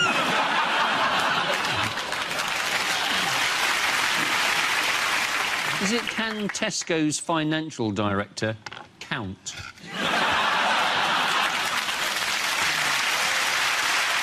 If we could possibly now move you towards a correct answer. Is it normal to take all your clothes off to have a poo? Is it, would Dara look sensible in a Fiat Cinquecento? Is it do I have a tiny willy? Is it, once you're over 60, should you trust a fart? Is it what the Scottish people said in the referendum? It is exactly that. Thank you very much, Andy Forrester.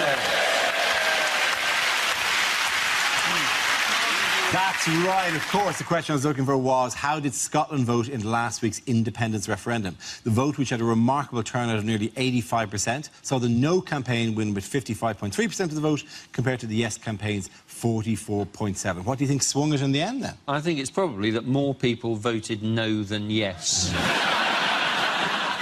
It's a level of analysis we're very proud of.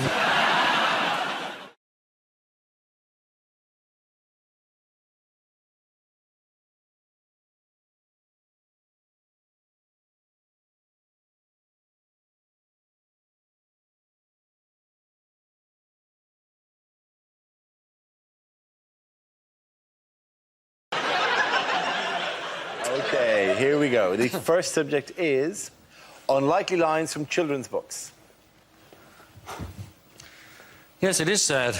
I used to be on Top Gear, said Stig of the Dump.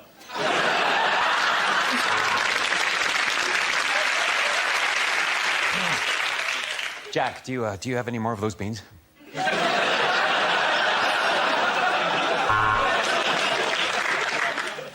A Stringfellow? What's a Stringfellow? A Stringfellow? Why, didn't you know it has tanned leather skin and a massive libido and bad 80s hair and a grin like a pedo?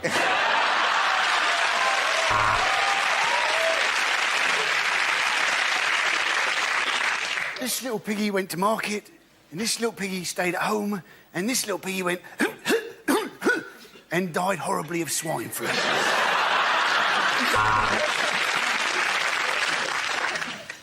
Let's learn the alphabet. A is for adopted, like you. B is for basmati. And as Eeyore put the noose around his neck.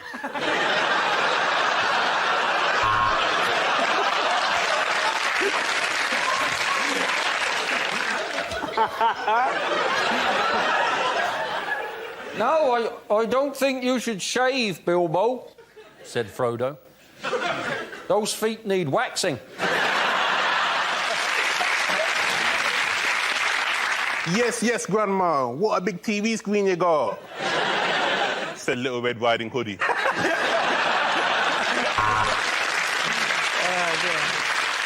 Who's been sleeping in my bed? Said Daddy Bear. Well, said Mummy Bear, it's been your brother Ryan, and he's a much better shag than you are.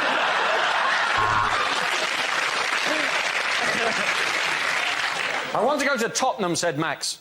That's where the wild things are.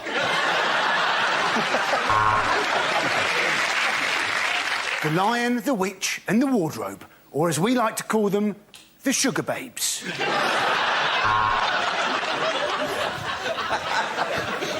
Once upon a time in a faraway land, there was a handsome young prince named Dara.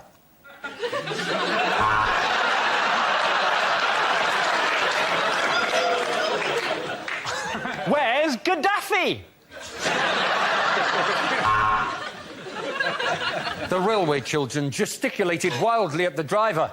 You've left us behind, you wanker!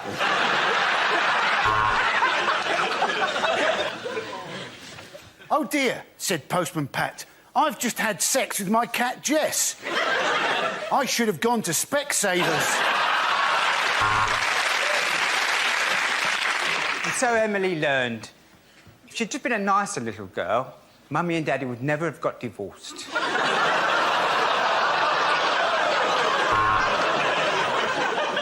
Do you know what? Said the very hungry caterpillar. This gastric band has changed my life. OK, the next topic is unlikely things for a sports commentator to say.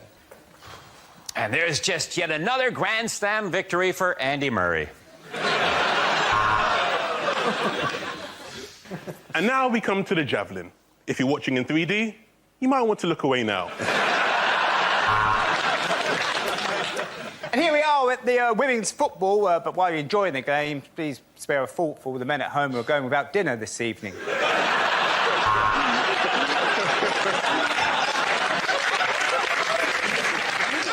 Well, he's stroked that through the covers. Surely it would have been easier just to pull back the duvet.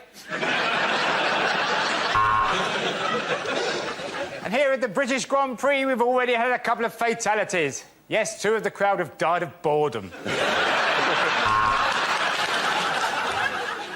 Lewis Hamilton is 3 seconds ahead, but there's trouble at turn 17 as Dastardly and Muttley have dug a pit. I'm here at the Green Court Bowls, and I've started cutting myself.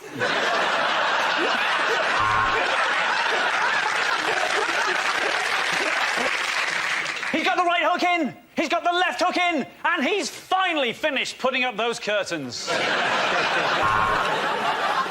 Well, welcome back after the break. You haven't missed much, just the entire Indian innings.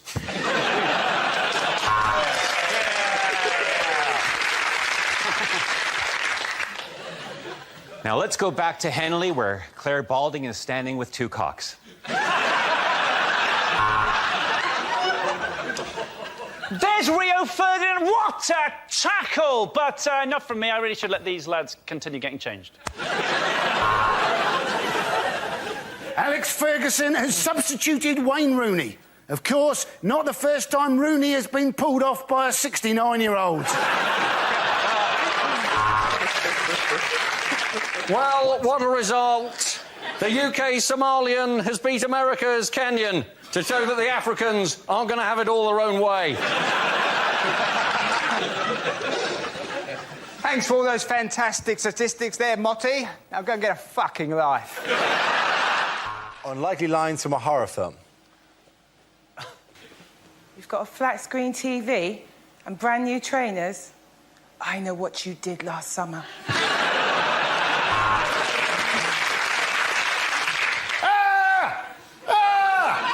I'm sorry, it's just you look nothing like your photo in Match.com.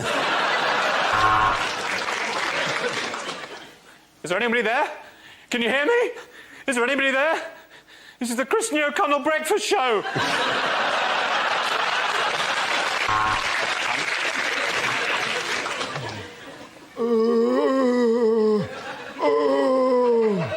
That was Mayor Boris Johnson with his official statement on the riots.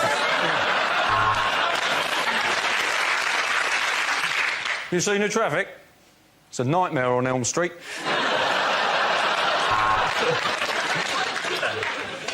And now, Alan Bennett's long-awaited remake of the Texas Chainsaw Massacre, the Nantwich leaf blower kerfuffle.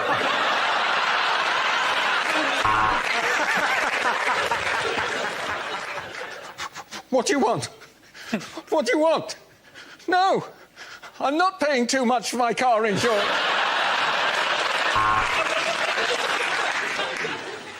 I ate his liver with some fava beans and a nice Chianti. So I gave Mark's dinner party an 8. Do you like scary movies, Sydney? Oh, sorry, is Sydney there, please?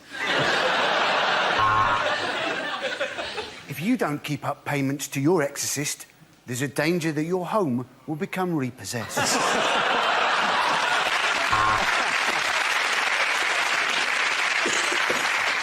Ha! Joke's on you, Dracula. I've got AIDS.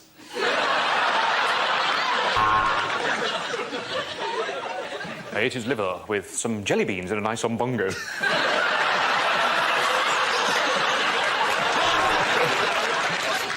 I've seen the ring! I wish that builder would pull his trousers up.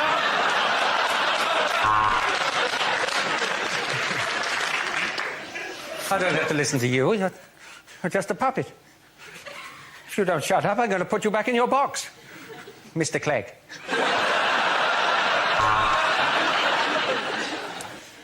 I'm afraid he's been bitten by George Michael. He's turned into a vampire. OK, the next topic is commercials that never made it to air. Have you got a wicked side? Then you're a prick.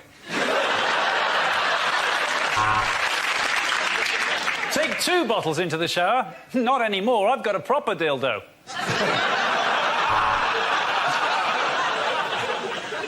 JD Sports. 2,000 looters can't be wrong.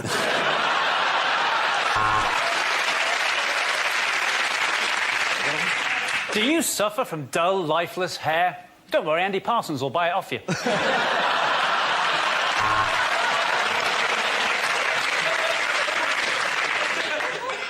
With ABS, sat-nav and airbags, this may be the most advanced condom you ever buy. How much did you say you earned for those direct line car insurance adverts? Well, people deserve to hear about this. Honk, honk, honk,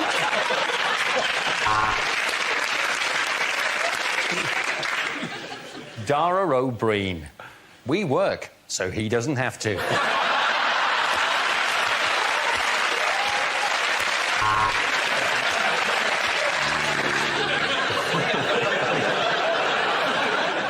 Cash for cash. Send us your cash in an envelope and we'll send it back, minus commission.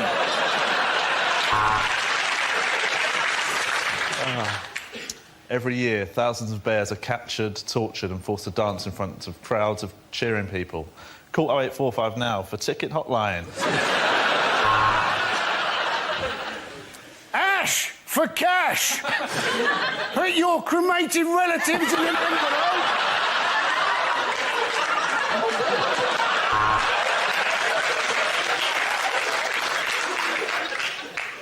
Got that bloated feeling? My uncle had that. He was dead in a week. Smash for cash. Put in mashed potato in an envelope.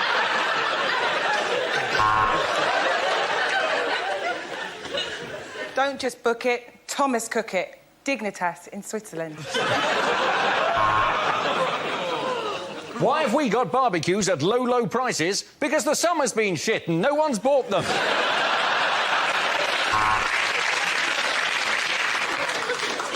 At the Dogs Trust, we never put down a healthy dog. But the minute one coughs, it's in the Thames.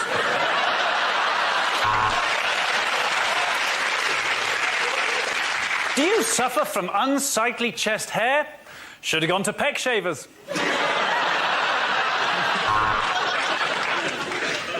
Links. Come on, virgins, wash your cocks.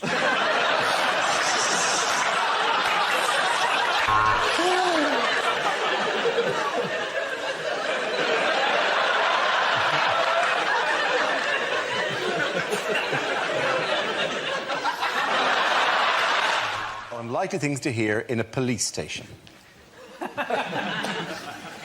Here, Sarge, the microwave's broken again. Taser that meat pie for me, will you?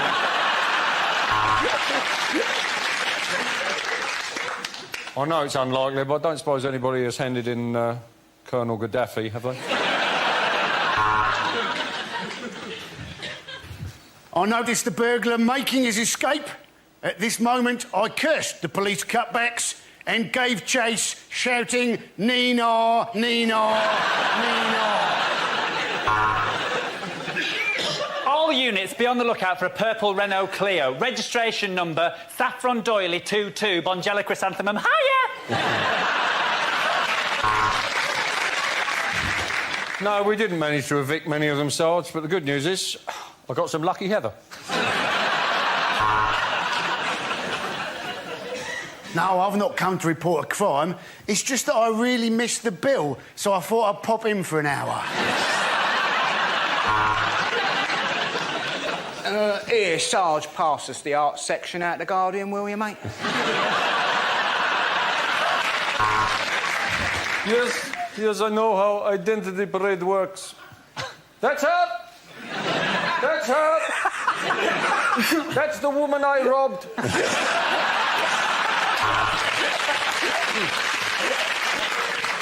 Right, listen up. We've got a new man starting. He's half man, half horse. It's Inspector Morse.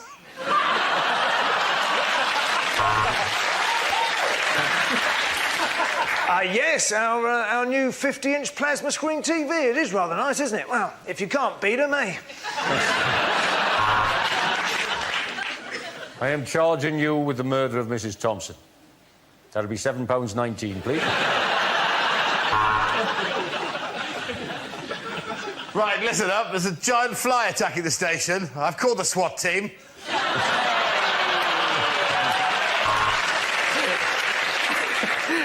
Thank God you've arrived, officer. Some bloke just jumped into the boot of my car and shot himself 14 times. Yeah, we got the tox report back. Turns out they go straight after the ticks. I was about to arrest her, Sarge, but to be honest, my bottle went because she shouted out, "I put a curse upon you! OK, the next topic is unlikely things to hear in a science documentary. Having cloned Ian Wright, we now know that two Ian Wrights don't make an Ian wrong. Erectile dysfunction. Physical problem? Or has the wife just let herself go a bit? Well, this is incredible. This is a whole new species of miniature tiger. Oh, no, hang on, it's a cat.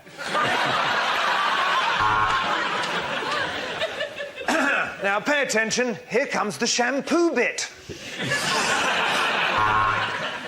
We discovered the source of the quark. It's the sound made by a posh duck.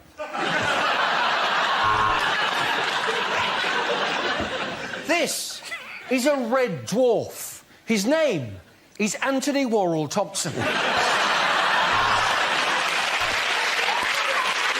Welcome to the sky at night. And if we look out, oh, hell, Croydon's on fire. Despite getting a very bad press, biological weapons work at much lower temperatures than non-biological weapons. Without penicillin, well, I'd still be cursing that day I went to Bangkok.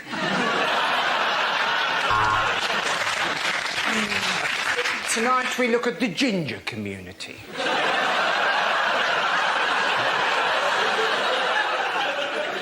Physical anomaly or God's cruel joke?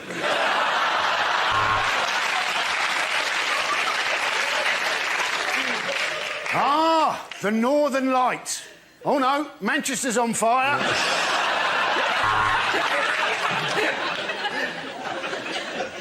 But will they find a cure in time? The last hope for mankind lies with scientists here at the Laboratoire Garnier.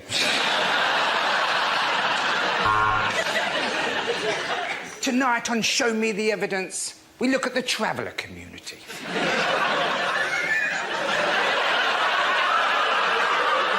Can they really put a curse on you? And as the sperm swim towards the eggs, it's hard not to think that I've ruined this fried breakfast.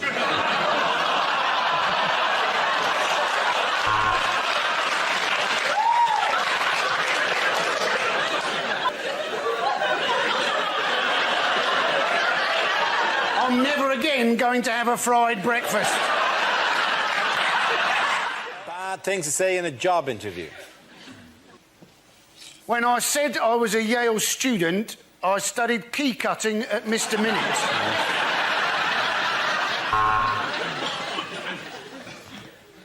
Why do we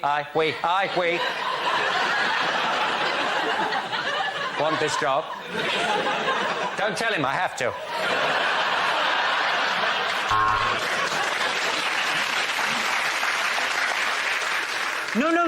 No, I applaud your policy of positive discrimination, and that's why I blacked up. Can I just check? This office is more than 50 metres from a school.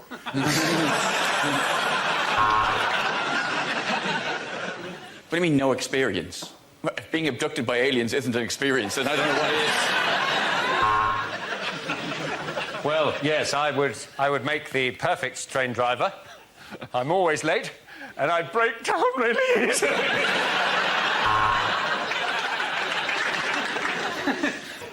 I think I'd make a very good diplomat. I'd like to live in Paris with all the other parasites.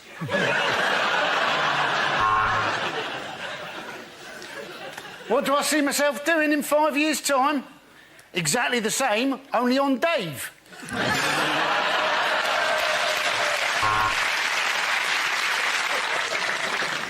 Thank you for seeing me. I hope you don't mind if I stay sat down for a moment. I've got a little erection bubbling away.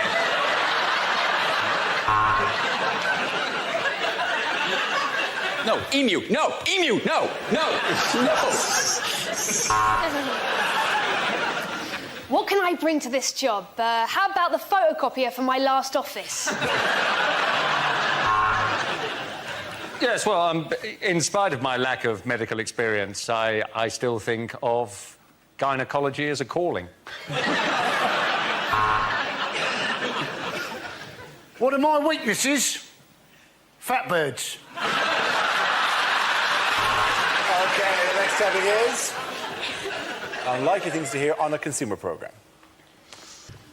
This week on Watchdog, another shower of gullible twats ask us to make sense of their piss-poor decision-making. Welcome to Watchdog. Here's a dog.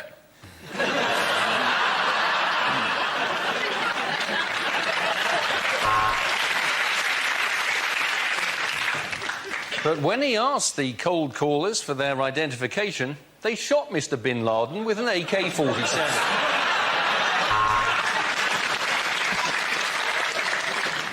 I would like to complain about the boomerang I bought. I threw it, but it never came back.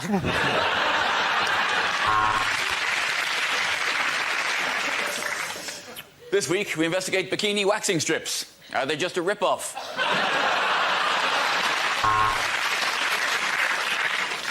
Tonight, we're investigating fencing and why I got tickets for that instead of the 100 metres final, which is what I wanted. Many of you who have bought Death Stars have emailed us complaining about a security problem with one of the exhaust vents. Although Austin the Butcher claims that his sausages are made of premium meat, we can reveal that's bollocks. The cruise had a 1940s theme, and Tom and Vera were delighted until they were sunk by a U-boat in the North Atlantic.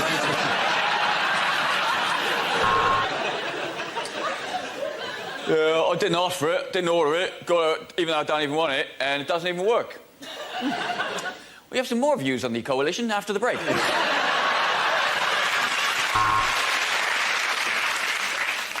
What was sold as a vibrator is clearly just a taser with a stale sausage attached to it.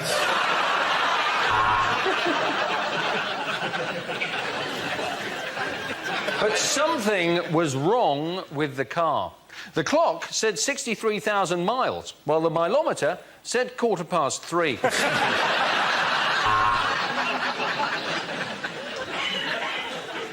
I would like to complain about the sushi restaurant at Gatwick Airport. There's nice big portions going around on the conveyor, but they do taste luggagey.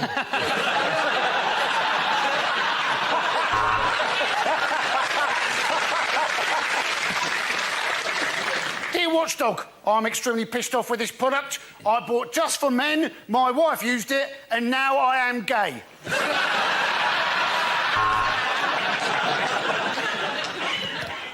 Identity theft is on the increase. I'm Dara O'Brien. We work, so he doesn't have to. Unlikely instructions. Please do not use this electrical appliance while you're in the bath. Actually, you know what? Go on. If you're that dumb, I think we can afford to lose you. Nick Clegg Feng Shui. Move everything to the right for an easier life. Hot noodle. For best results, put back on the shelf. If pain persists, see a doctor. Just make sure it's not Michael Jackson's doctor. To light gas, first place match near buttocks. One of these condoms has got a hole in it. Are you feeling lucky, punk? Dale Farm yogurt. Contents may settle.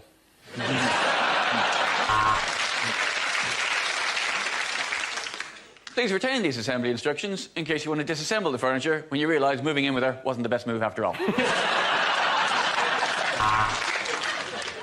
Instructions for sandwich toaster. Week 1, eat nothing but toasted sandwiches. Week 2, put in cupboard and never use again.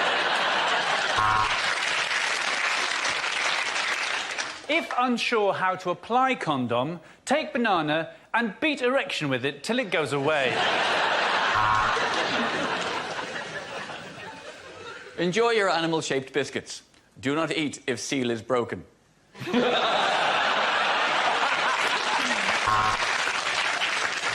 To reboot, pick up boots and put them on again. Congratulations on your new bread maker. Ooh, I bet Kingsmill are quaking in their boots. Game is over either when one player collects all cheeses or Daddy has a tantrum and kicks the board across the room. Are your hands full, but you want to transfer 10 donuts? Okay. The next topic is unlikely things to hear in a restaurant. Let's skip the pudding. You look like you've had enough already.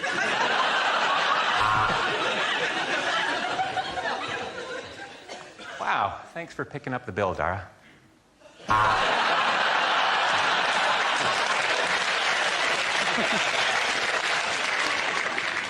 No, I'm sorry, we don't have snail porridge.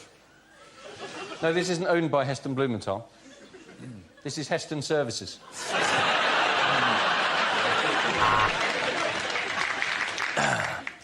How does crispy aromatic duck sound? Quack, quack. But that was before it was either crispy or aromatic. Do I have a reservation? Well, I'm not sure about all these Polish people moving over here.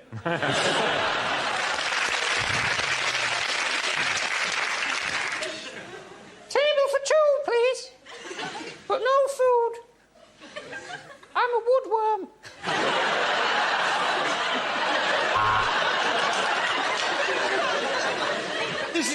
traditional Greek restaurant, so don't worry if you can't pay. The German government will cover it.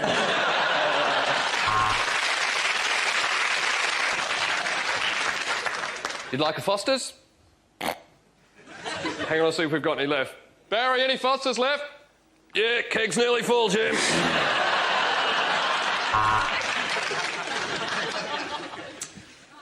Here's the tip. If you find the rest of the chef's penis, please let us know.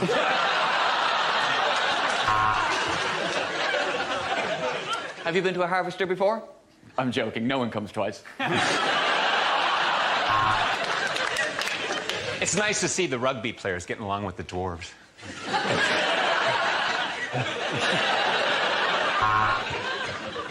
Well, that's an unusual taste, isn't it? What is in this death by chocolate?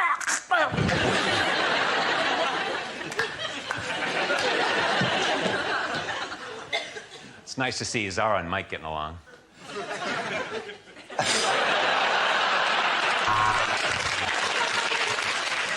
Yes, it is all-you-can-eat night, and that's why you can't come in, Mr. Pickles.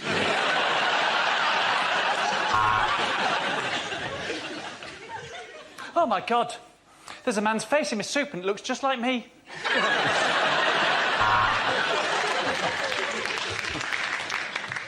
Excellent choice, sir. This lady is much fitter than your wife.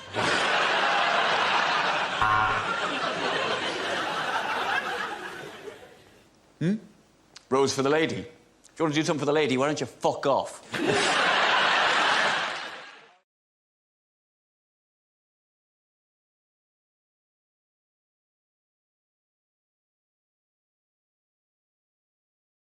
Things you wouldn't hear on a cookery show.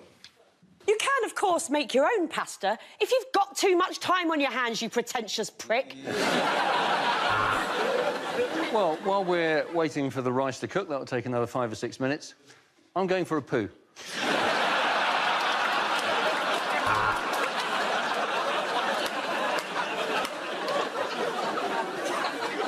So I used to be one of those chefs that shouts and swears a lot, but then I discovered oven gloves.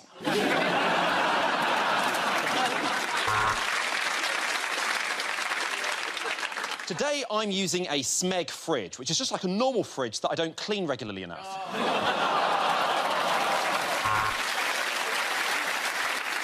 If you're having trouble whipping them up into stiff peaks, have you tried gently cupping their balls?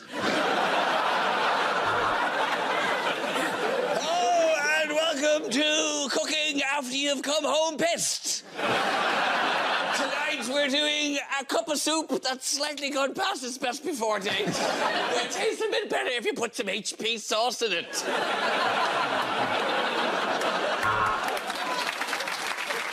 Now, try not to drizzle too much oil on the lamb or it will wriggle free and escape.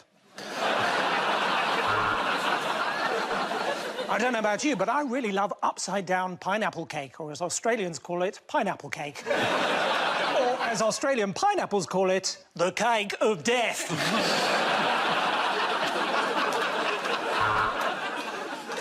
Well, I enjoyed this meal so much when I had it in a Parisian restaurant that I asked the chef what it was called. So this is my own version of fuck off English.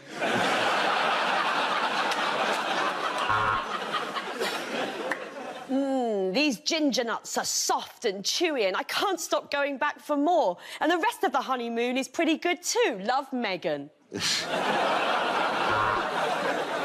Mary Berry is quite critical of this soggy bottom, but to be fair, in this kind of heat, it's kind of unavoidable. Welcome to another edition of Cooking with Pissed! So this one, you just stick it in the oven, turn up to 190, have a nap. When the smoke alarm goes off, it's done!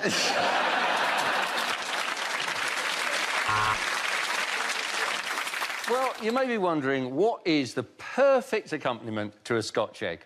Simple. Scotch sperm.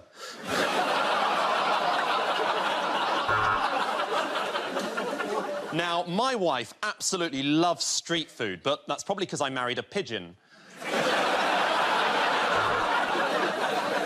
Now, Normally for this recipe, I like to use pork lardons, but my producer doesn't listen, so I spent the entire morning making some pigs very happy. So today, I'm going to be making banana wine, and I'm going to be pressing the skins with my bare feet. Yeah.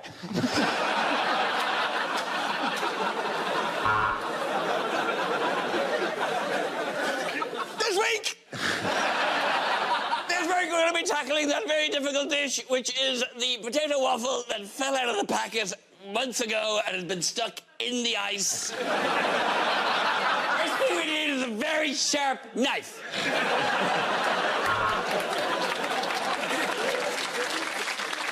Hello, I'm Nigella Lawson, and welcome to the non-innuendo cookery hour, where we'll be teaching you how to cook, dick, wank.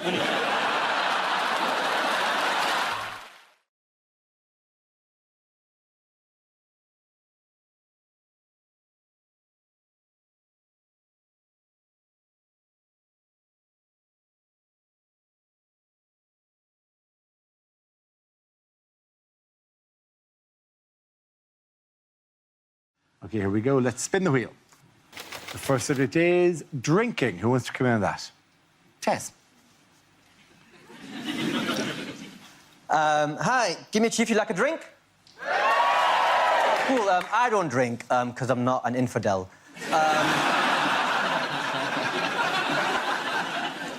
But the reason I bring it up is because last summer I got invited to a stag do, and that stag do was in Benidorm. Thing is, the whole time I was in Benidorm, because I genuinely don't drink, I was a bit like, you know that guy who goes through Alton Towers, where he just holds the bags and the coats when everyone else goes on the rides? That's what it felt like for me in Benidorm. But genuinely, I've never touched a single drop of alcohol in my life. And, well, tell a lie. There might have been this one time in Benidorm. So I'm out with the lads. It's a stag do. I'm stagging it. Textbook, just having a great time. And I came back to our table, and there's glasses on there filled with clear liquid. I picked up quite innocently what I thought was my lemonade. Took a sip of it, spat it back out, turned out to be vodka and lemonade. And I'd never drunk before, so the vodka, it really burnt my mouth. And I felt awful, because I'd just broken one of the major rules in my religion for the very first time. Hashtag a big deal. At that moment, I just took a step back and honestly, genuinely, hand on heart, just really, really wished that I hadn't smoked so much weed before I left the hotel.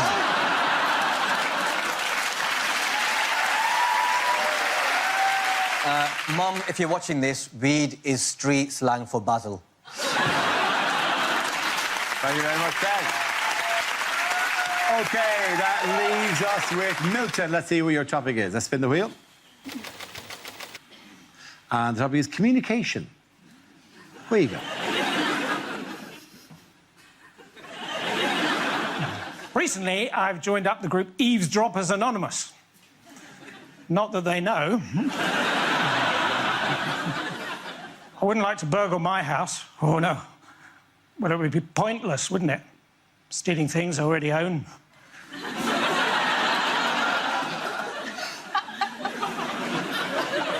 Missiles? Missiles?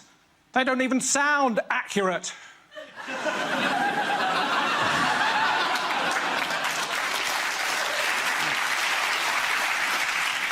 If your name is Andre, don't end your texts with a kiss.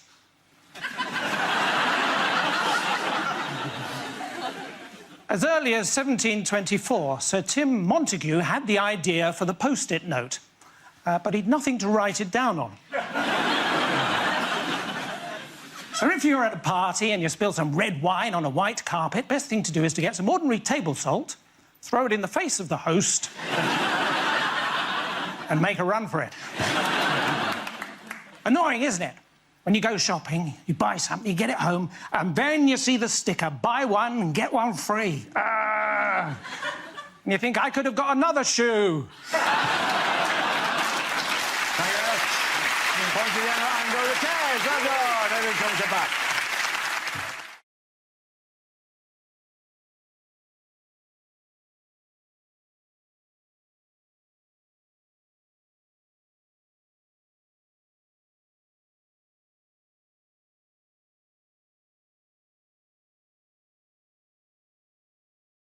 Our next round is called Picture of the Week. I show the panel a topical image and ask them to tell me what's happening. So, what's going on here?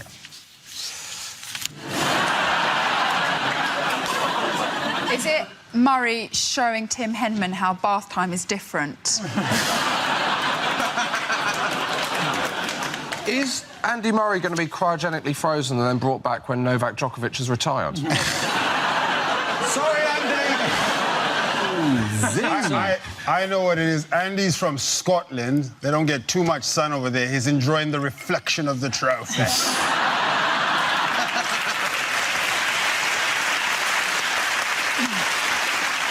I'm assuming that's the picture he's put on eBay.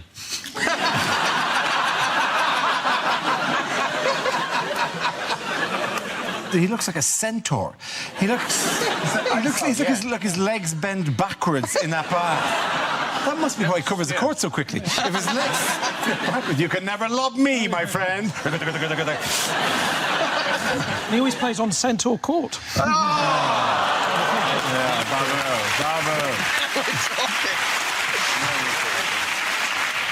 That trophy, you could fit your head inside. Have you toyed with putting your head in the trophy and playing Nightmare? Oh, my God, amazing. I haven't, actually, no. When you get home, you are going to have the time of your life. Have you put the baby in the trophy? Have you put the baby in the trophy? You've surely put the baby in the trophy. She doesn't fit. Oh, we tried, but... That's I'm delighted to hear it. Of course you had it.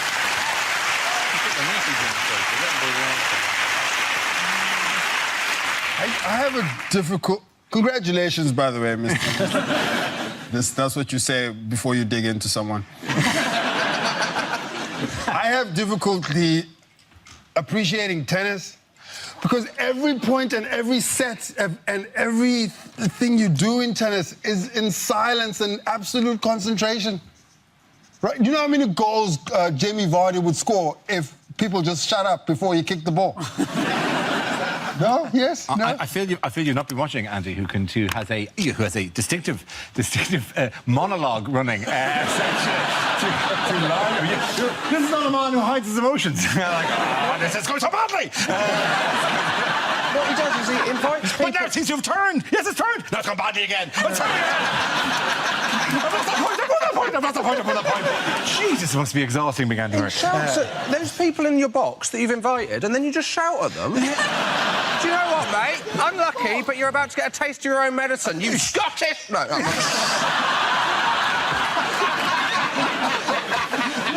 I'd love you to come on. Why are you doing this to me? Why did you make me do this, Mum? Sorry, that wasn't about you. That was just my own problem. Why is there a pineapple on top of the trophy? Is it a pineapple? Is it a pineapple on top of the trophy? Yeah, it's a pineapple, yeah. Is it because you're meant to fill it with lilt? Try that tonight, after the baby. You know? We keep presuming that they just give you this thing. Presuming the thing is now back in a safe somewhere. Do you get to have it for any period of time? That was the last time I saw it, actually. Yeah. Where the hell is it? You get like Did you turn away and then come back and what? The trophy's gone? Because this may not be the place to tell them. We've told you the trophy has got a no nudity rule. We are taking that away from you. This trophy has not seen a penis in 127 years. Not now. They took the trophy away. Did they give you a replica of it? Yeah, a small one, yeah. Can you fit your head in that one? What can you fit in that one?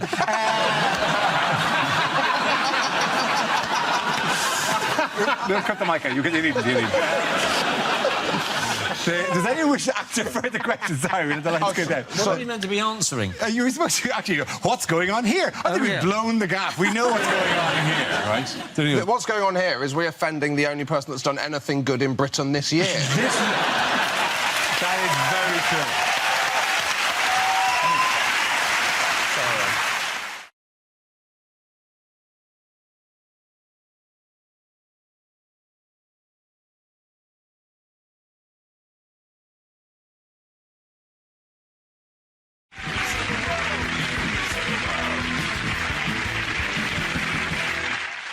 We We start with a round called Headliners. Here's a picture of Labour's two Eds, Miliband and Balls, but what does MFIB stand for? Is it Miliband Fondle's invisible buttocks?